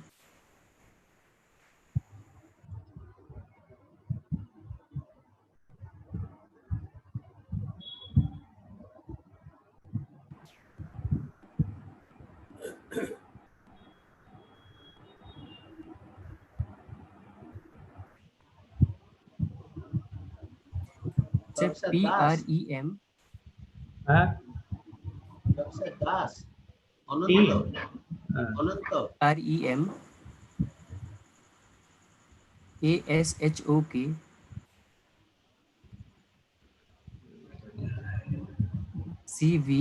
CV@gmail.com. The, uh,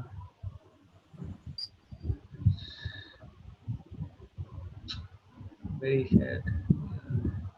Yes, sir. That sir has joined, sir. Uh, Das sir can forward you. So that sir has joined. That sir, please continue, sir.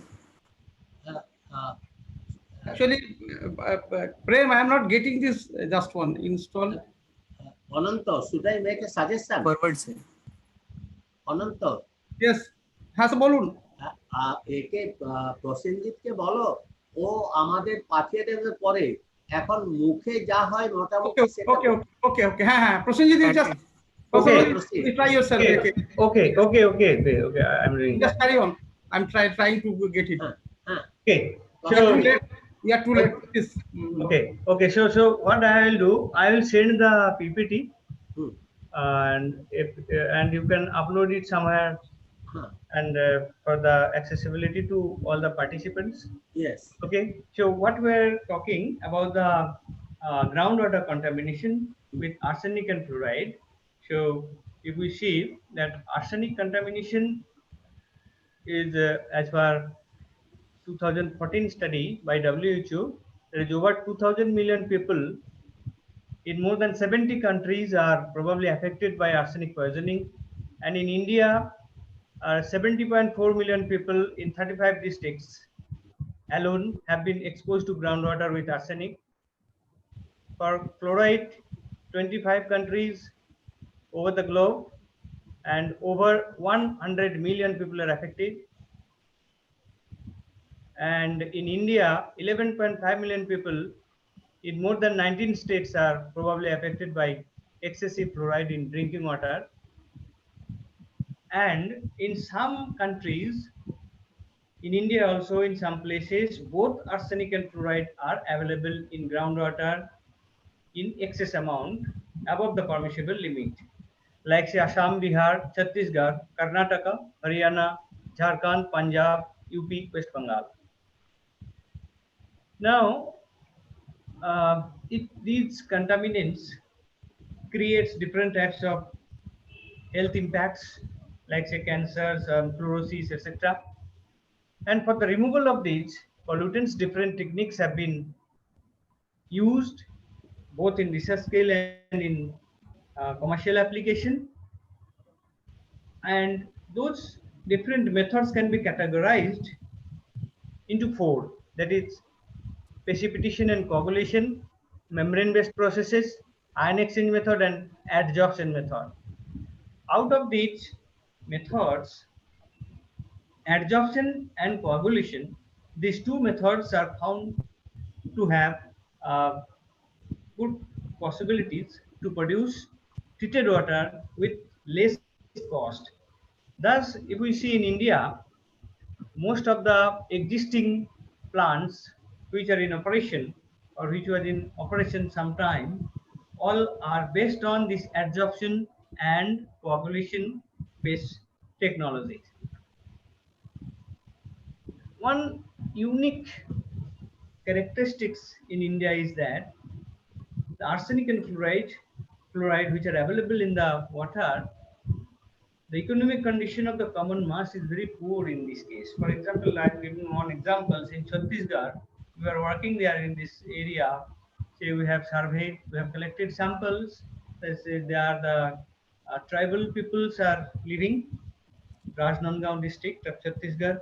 The very very poor conditions, but both arsenic and fluoride are available in the groundwater in high concentration, like arsenic 140 to 985 microgram per liter, and fluoride is 3.7 to 27 milligram per liter. So this high concentration of arsenic is there, and fluoride is also there. So we need some technologies which can be cheaper and can generate water of less cost. So many organizations have tried to develop some techniques for the removal of arsenic and fluoride separately, but there is no technology to handle both the contaminants at the same time at this high concentration, which is available in Rajnandgaon district of Chhattisgarh. So we are trying to do something with it, and I will give you some names. Uh, the photographs, etc., will be available in the PPT.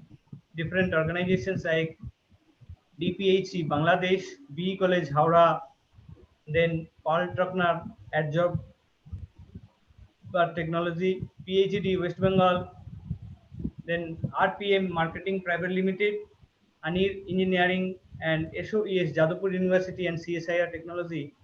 So all those technology for arsenic removal, for fluoride removal, Nalgonda techniques, and Prashanti technique, these are widely used for the treatment of contaminated water. And coagulation based techniques are DPHE Bangladesh, AIHPH Kolkata, PHED, and Nalgonda technique. And adsorption based are BE College, Howrah, Paltrockner technique, and ANIR Engineering, RPM. So these are the adsorption based techniques. So now the all those techniques are available, but there are some issues, as Dr. Bhattacharya mentioned, that there are many factors on which the performance of a plant depends. Exactly, that is reported here also, that out of these 475, out of 570 arsenic removing plants, 475 are not useful, and with 145 not even in working conditions. And removal of arsenic by 264 ARPs showed arsenic reduction from 185 to 165 microgram per liter to 44 to 87 microgram per liter. And 28% of the stations could not meet the guidelines value of 50 microgram per liter of arsenic. Now this 52 has been reduced to 10 microgram per liter. So uh, uh, although the technologies are available, but these are not able to perform effectively in our Indian condition. So what we need? We need our indigenous and more easily available technology, or that can be able to accommodate disturbances, say operational disturbances like this. So that way we need, so that can be more robust. So adsorption and electrocoagulation, these are the basic technology, and people have tried to further improve the characteristics of the systems. And ECAR, electrochemical arsenic remediation technology, has been reported by Professor Gadgil. So he is from University of California, Berkeley, and his plant is in operation in West Bengal. Uh, and it has been, we have received information from this website I have provided here, and we have also one webinar with Professor Gadgil, which was organized by Neri Nagpur. So as per this technology, the estimated cost is rupees US dollar 0.03 per person per day. So if we see that, that will be say 2.1 rupees maybe per day. So other important EC based process which is reported by another group that is the Germany lead technology. Here, this is also electrocoagulation based technology, but unlike Gadgil group, this group has used the electrodes which are uh, which do not produce metal dissociation. It uses some titanium electrodes with iridium and ruthenium oxides. And the reactions is, the objective here is to convert chloride to chlorine, the chloride which is present in the normal water. So due to the this electrochemical process, the chloride is converted to chlorine. So electron is generated, and then this chlorine converts HClO, and this HOCl or HOCl reacts with iron 2, and then metal FeOH that settles down, and this helps the co-precipitations of the arsenic. So this is the mechanism of the removal. So here also the sludge forms, and that sludge management is also one issue. So these are some important development and recent development, and by this way the cost of the treatment has been reduced drastically. And some another group in UK, they are claiming the use of microorganism in situ in the aquifer, and so that they will be oxidizing arsenic 3 to 5, and and those arsenic 5 will be settled. So that is the mechanism they are reported, but this is not applicable in not applied in our country. So these are the background and how the different organizations worked, and they thought to develop different technology for the remediation of arsenic and fluoride. But when both are available, then for this, no commercial plant is available today, as per my knowledge. But we need it. So then, yeah, Sir, from which slide, sir?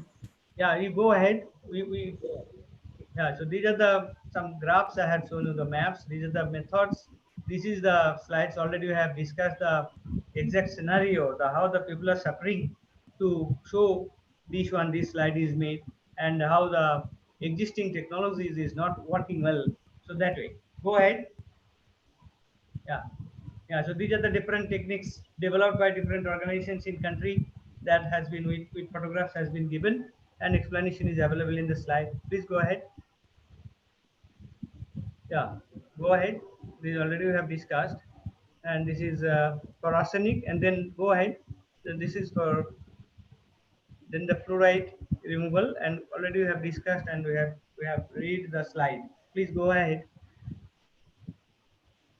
This slide was um, to explain the the ineffectiveness of the existing plants, how the in reality how the plants are working and how efficient those are. This some data, useful data is provided here, and on the basis of this, we are in a need to develop our own technology, which can be robust in nature and can accommodate the disturbances and operational load. And this is the treatment plant that the Gadgil group has developed, and it is implemented in the country. Next.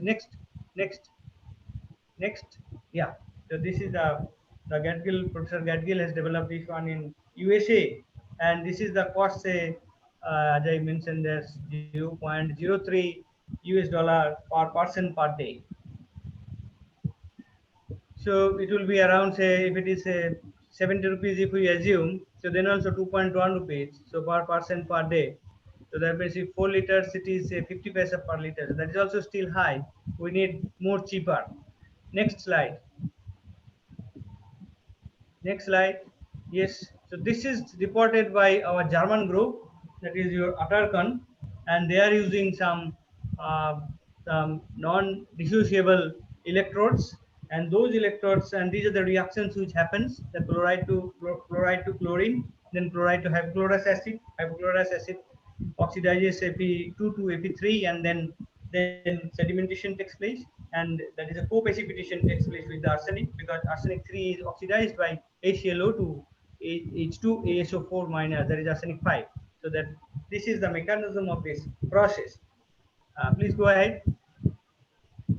Yeah. So on that basis, on that background, I will show you our own effort at IIT Roorkee. So at IIT Roorkee, I started this arsenic research. In my PhD research was on arsenic remediation from contaminated water using both adsorption as well as biological methods.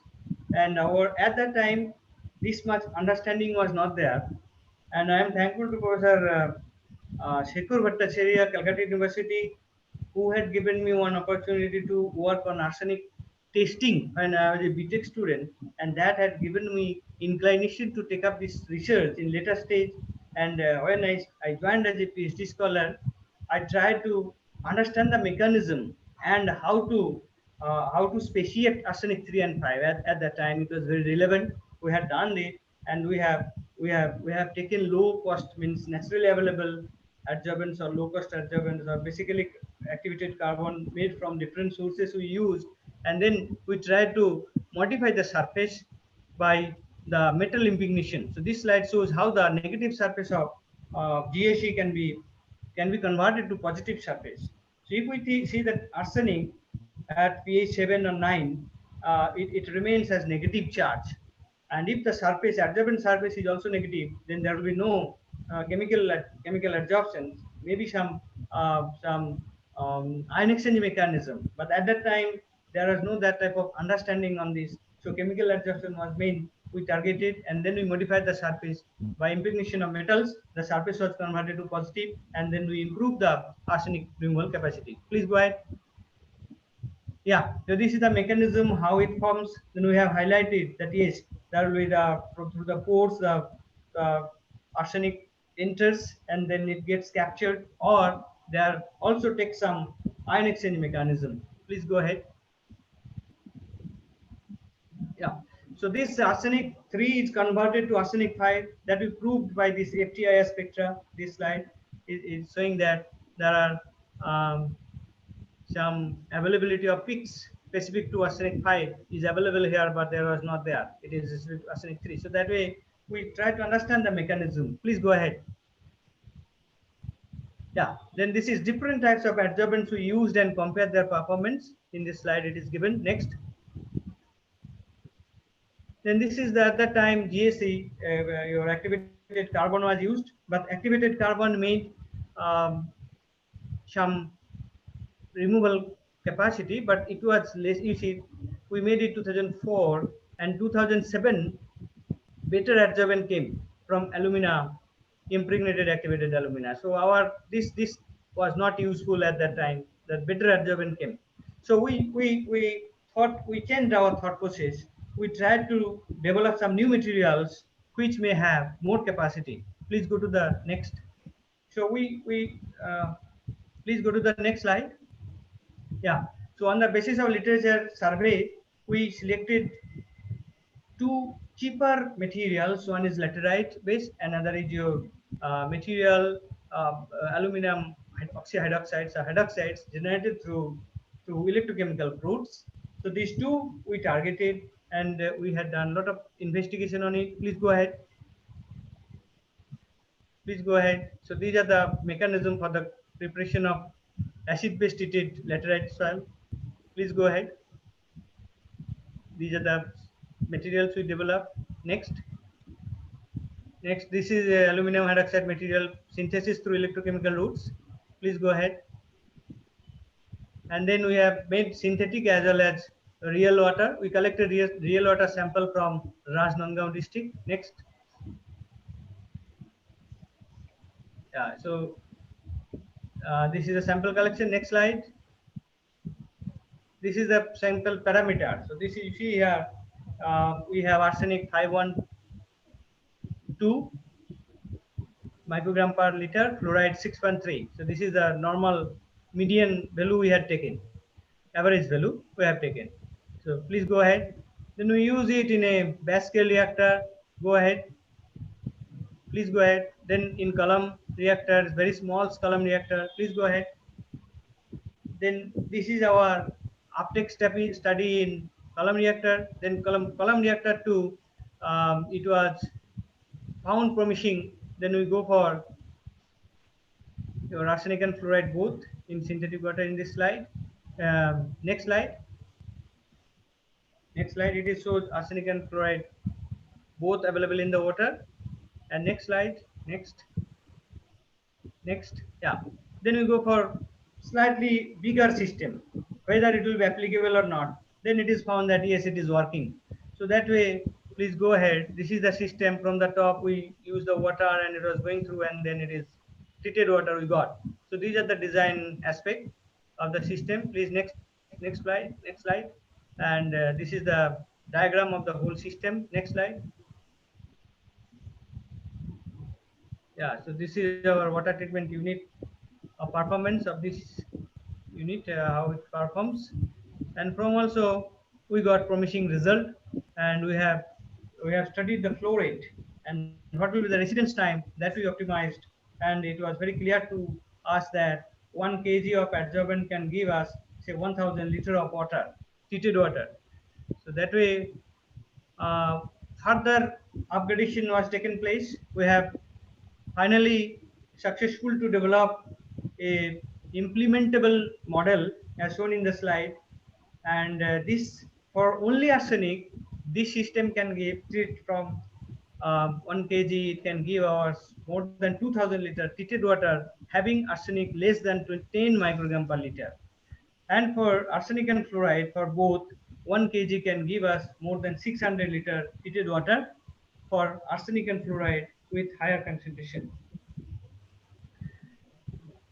And then we had the another, this technology, adsorption technology, main difficulty is sludge management. So we had made some bricks with the adsorbent or the spent adsorbent, and the brick, we have studied its different properties and also leaching properties, but it was found very suitable for its applications, and there was no substantial release of arsenic and fluoride from this brick.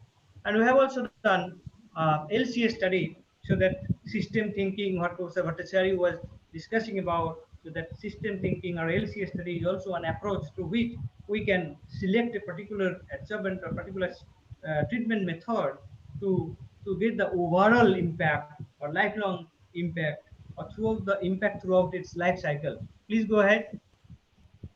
Go ahead. Yeah. So this is the system we have developed. Go ahead. Yeah, so this is the, now here I am. So this brick is made, and this is the life cycle of the, so here mining laterite is coming. So that way, this with respect to laterite. So we have done the next slide, how the different adsorbents are made, acid treated and acid base treated. What are the different steps? What are the energy consumptions? All informations are available here, provided here. That is called your inventory analysis. Next, so inventory analysis, then impact analysis. So different impacts is shown here. So we generated some scenario and compared the impact of different scenario and identified that more distance is not viable. So we have to set up the plant near the sites where the laterite soil is available. So that way, this type of study we had done.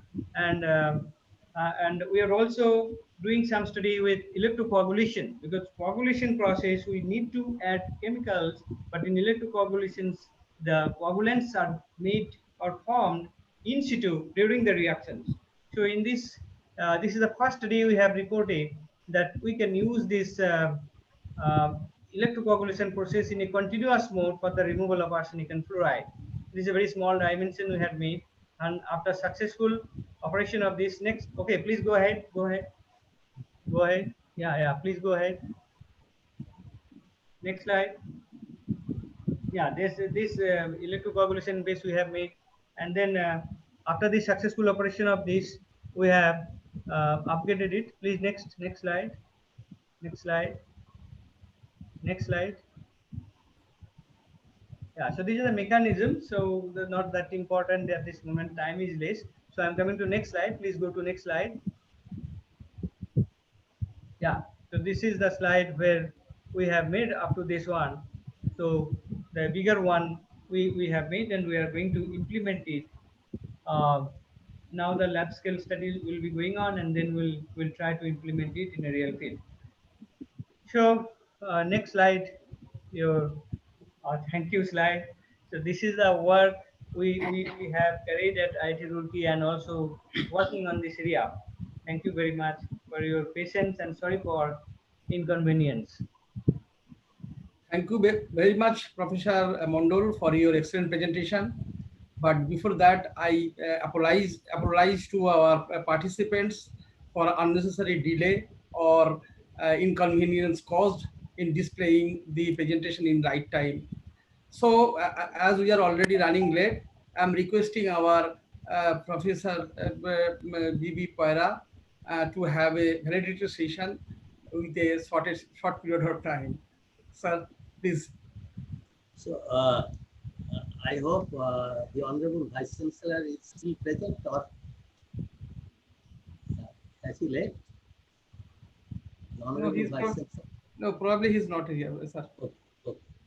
So, but in absence of Professor Soipat Moitra, Honorable Vice Chancellor, Maulana Abul Kalam Azad University of Technology, Professor Dr. Tapan Korea, Director School of Energy and Environmental Science, MAKAUT, Professor Dr. Prasenjit Mondol of the Department of Chemical Engineering, IIT Roorkee, Dr. Osim Kumar Bhattacharya, Executive Director, Academy of Water Technology and Environment Management, Professor Dr. Anant Kumar Das, Department of Environment Science, MAKAUT, Coordinator, participants, faculty members, students, and friends. Good evening to you all. We are running short of time really, but we had this evening two very important sessions on the topic of utmost importance for the sustenance of living beings. One by Dr. Bhattacharya and the other by Dr. Prasenjit Mondol. I should say that added to it, we had a very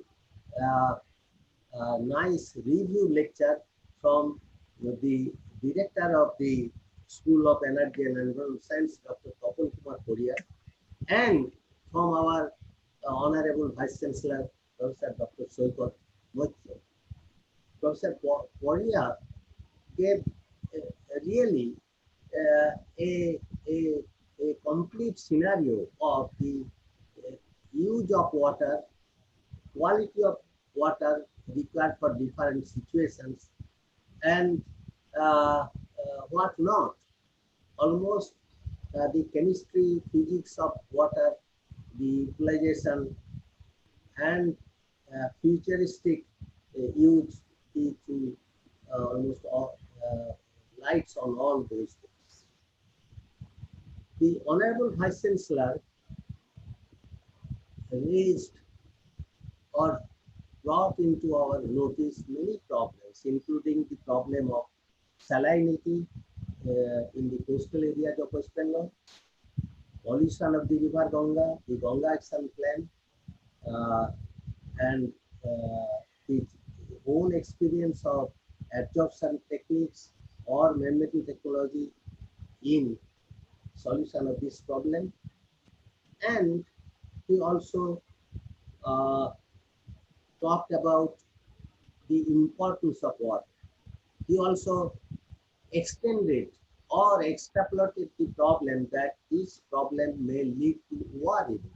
In fact, I should say that Cold War is going on about the sharing of water from Brahmaputra, from Tista, from rivulets from Nepal, this and other rivers in this country and in other countries also on the issue of sharing water.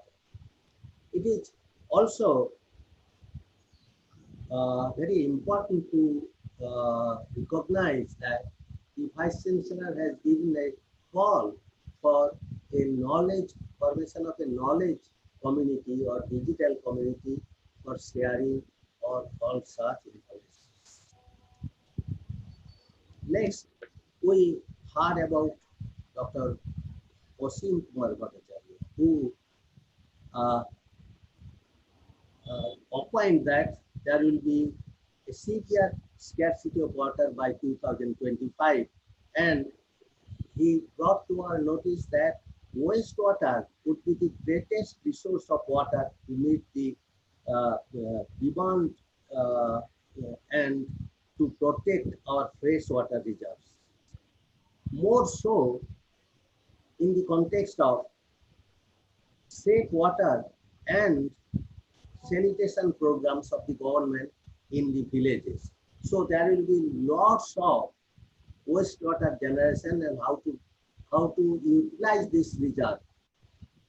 Naturally, he talked about the conventional processes, how they operated, and then the current processes. I am not going into those things, the biological treatment technology based on MBBR, or the sequential based reactor, or the membrane bioreactor, or membrane based separation technology, environmental biotechnology. Almost all the current methods he touched about, besides the classical ones of coagulation, flocculation, sedimentation, etc., etc. He also emphasized on the adoption of zero liquid discharge or minimum liquid discharge to reduce contamination. Now then, Dr. Prasenjit Mandal dealt with a part of the water, the groundwater, which is contaminated with, among other things, toxic arsenic and chloride. And he also narrated this the old technologies, absorption, coagulation, etc., and switched over to the utility of the Gatkin technology of electrocoagulation, which is cheap and affordable by the rural folk. Electrocoagulation, besides electrocoagulation, he also touched on the microorganism developed by England to reduce arsenic and chloride in water. Later on, he dealt on a modified form of technology developed by IIT Roorkee based on metal or metal oxide impregnated activated carbon. Now, from my experience, I can tell the audience that 15, 20 years back, I had an experience of a workshop conducted at the IICHE building by Dr. Deepankar Chakraborty of the Jadavpur University. To my knowledge, he is the first person to draw the menace of arsenic in this part of the country, particularly from the people of North and South 24 Parganas. Now, I have seen hundreds of people affected, like I should say, like as lepers, affected from leprosy. And there was no remedy at that time. I do not know if any remedy is available for those people who continuously utilize the tube well water and got affected. This thing is still going on. There is no remedy so far. Many people, uh, uh, uh, we are talking about uh, water utilization, all these things, but we must also take care of the proper use of water. Say, there should be a redesign the commode, which will require less amount of water. You know, the commode consumes a lot of water. You will try to get fresh water from this wastewater, but try to make as much less waste as possible. Therefore, we have to rethink about our utilizing water as minimum as possible. And before concluding, I am tempted to make two observations, rather recommendations to the authority of the university on the issues of recycle, reuse and utilization of waste.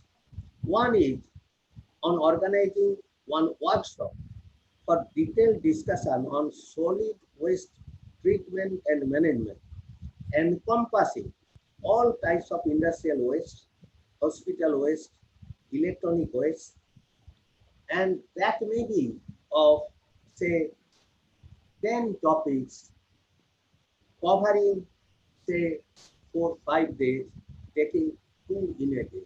So this is a proposal for consideration of Dr. Tapan Korea and Dr. Ananta Das. Another suggestion is to invite our PG studios in the department to organize such seminars on their own with choosing topics where the faculty would be the audience. The idea is to motivate students to express themselves before a scholastic assembly. So thereby they will be trained. They will uh, uh, they will also know the methodology of delivering or preparing a subject to be presented to an assembly of experts. So these are two observations from me, and I can request Dr. Das to offer a formal vote of thanks at the conclusion of. Thank you very much, sir, for your wonderful valedictory speech. Actually, we are running delay. Before giving my vote of thanks, I want to express two things. That in this session, we have tried to explain or to discuss in one side the research and technology, in other side engineering and applications. It is related to only water, and the Professor Mondal has excellently so the different type of technologies developed. And on the other hand, Professor Dr. Bhattacharya has explained nicely the types of engineering or technology development, practical applications in the field. So we are hoping that in near future we will organize such type of workshop.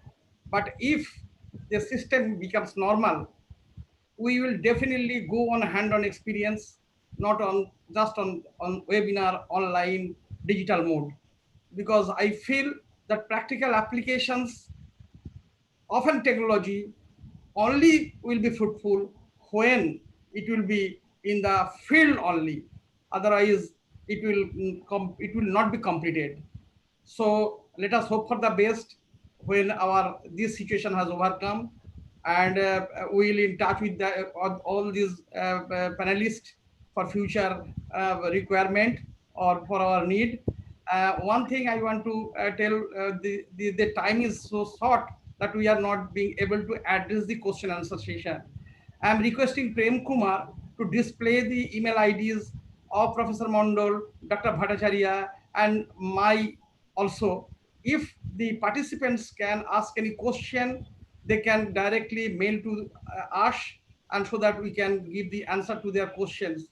Sorry for not attending all the question answers in this forum, because we are too delayed because of some inconvenience caused. So let us conclude these vote one, of one, thanks. one thing. Ananta, Yes, just, sir. just one to Prosenjit, I have a query. Yeah, yeah. Acha, during 90s, I was the PhD examiner of a student who worked under Professor S.N. Mukhopadhyay of Banaras Hindu University. Yeah, yeah, yeah. He worked on this blast furnace slag Yeah. adsorbent for dyes. And he joined later IIT Roorkee, the student, for the student. I have forgotten his name, but similar work, this absorption work he carried out. I do not remember his name, but he Okay, was a student of SN Upadhyay. okay, okay. Okay, sir. Mull, Professor Mull, maybe? Yes, Yeah. Professor Moore. Yes. He Yeah. is professor now. Yeah, he is retired now. Oh, he is retired. Yeah. Okay, okay, Okay, sir. okay. So let us give our vote of thanks to the first of all the panelists. First of all, I convey my regards and thanks to our honorable vice chancellor. All the time who giving us the inspiration and motivation for organizing such a wonderful webinars, workshops through online mode or through digitals.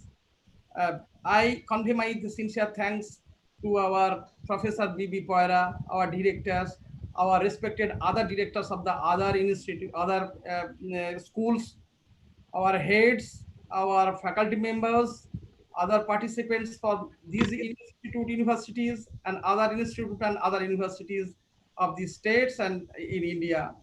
I convey my thanks to the administration for their administrative cooperation for organizing this type of webinar, or let us talk about this workshop today. And I convey my thanks to the webinar committee and also to our Vice Chancellor to give this opportunity to organize this workshop. And I convey my sincere thanks to my beloved, I can say that is Prem Kumar and Mr. Banush Ghosh, who constantly giving the supports for organizing any type of webinar, workshop organized by the university. I, I convey my sincere thanks all others who behind the screen in organizing these webinar or workshops. Let us see, call it a workshop. I convey my thanks to them also. Last but not the least, our valued participants, students, faculty members, and others who have participated and stay with us for more than 2.5 hours or at around 3 hours, and share their times, giving their times for their patient sharings. I convey my sincere thanks and gratitude to them. And I am requesting Prem Kumar to give the quizzes, the link for the certificates, and the email IDs of our panelists, so that yes, thank you very much. We give it to these the participants so that they can write their question answer or any other help is necessary. They can talk to or they can write to the panelists directly. So with this, I'm ending this session today. Thank you very much to all. Thank you very much. Good night. Bye, bye. Let us form the knowledge community. Oh, let's thank you. Yes.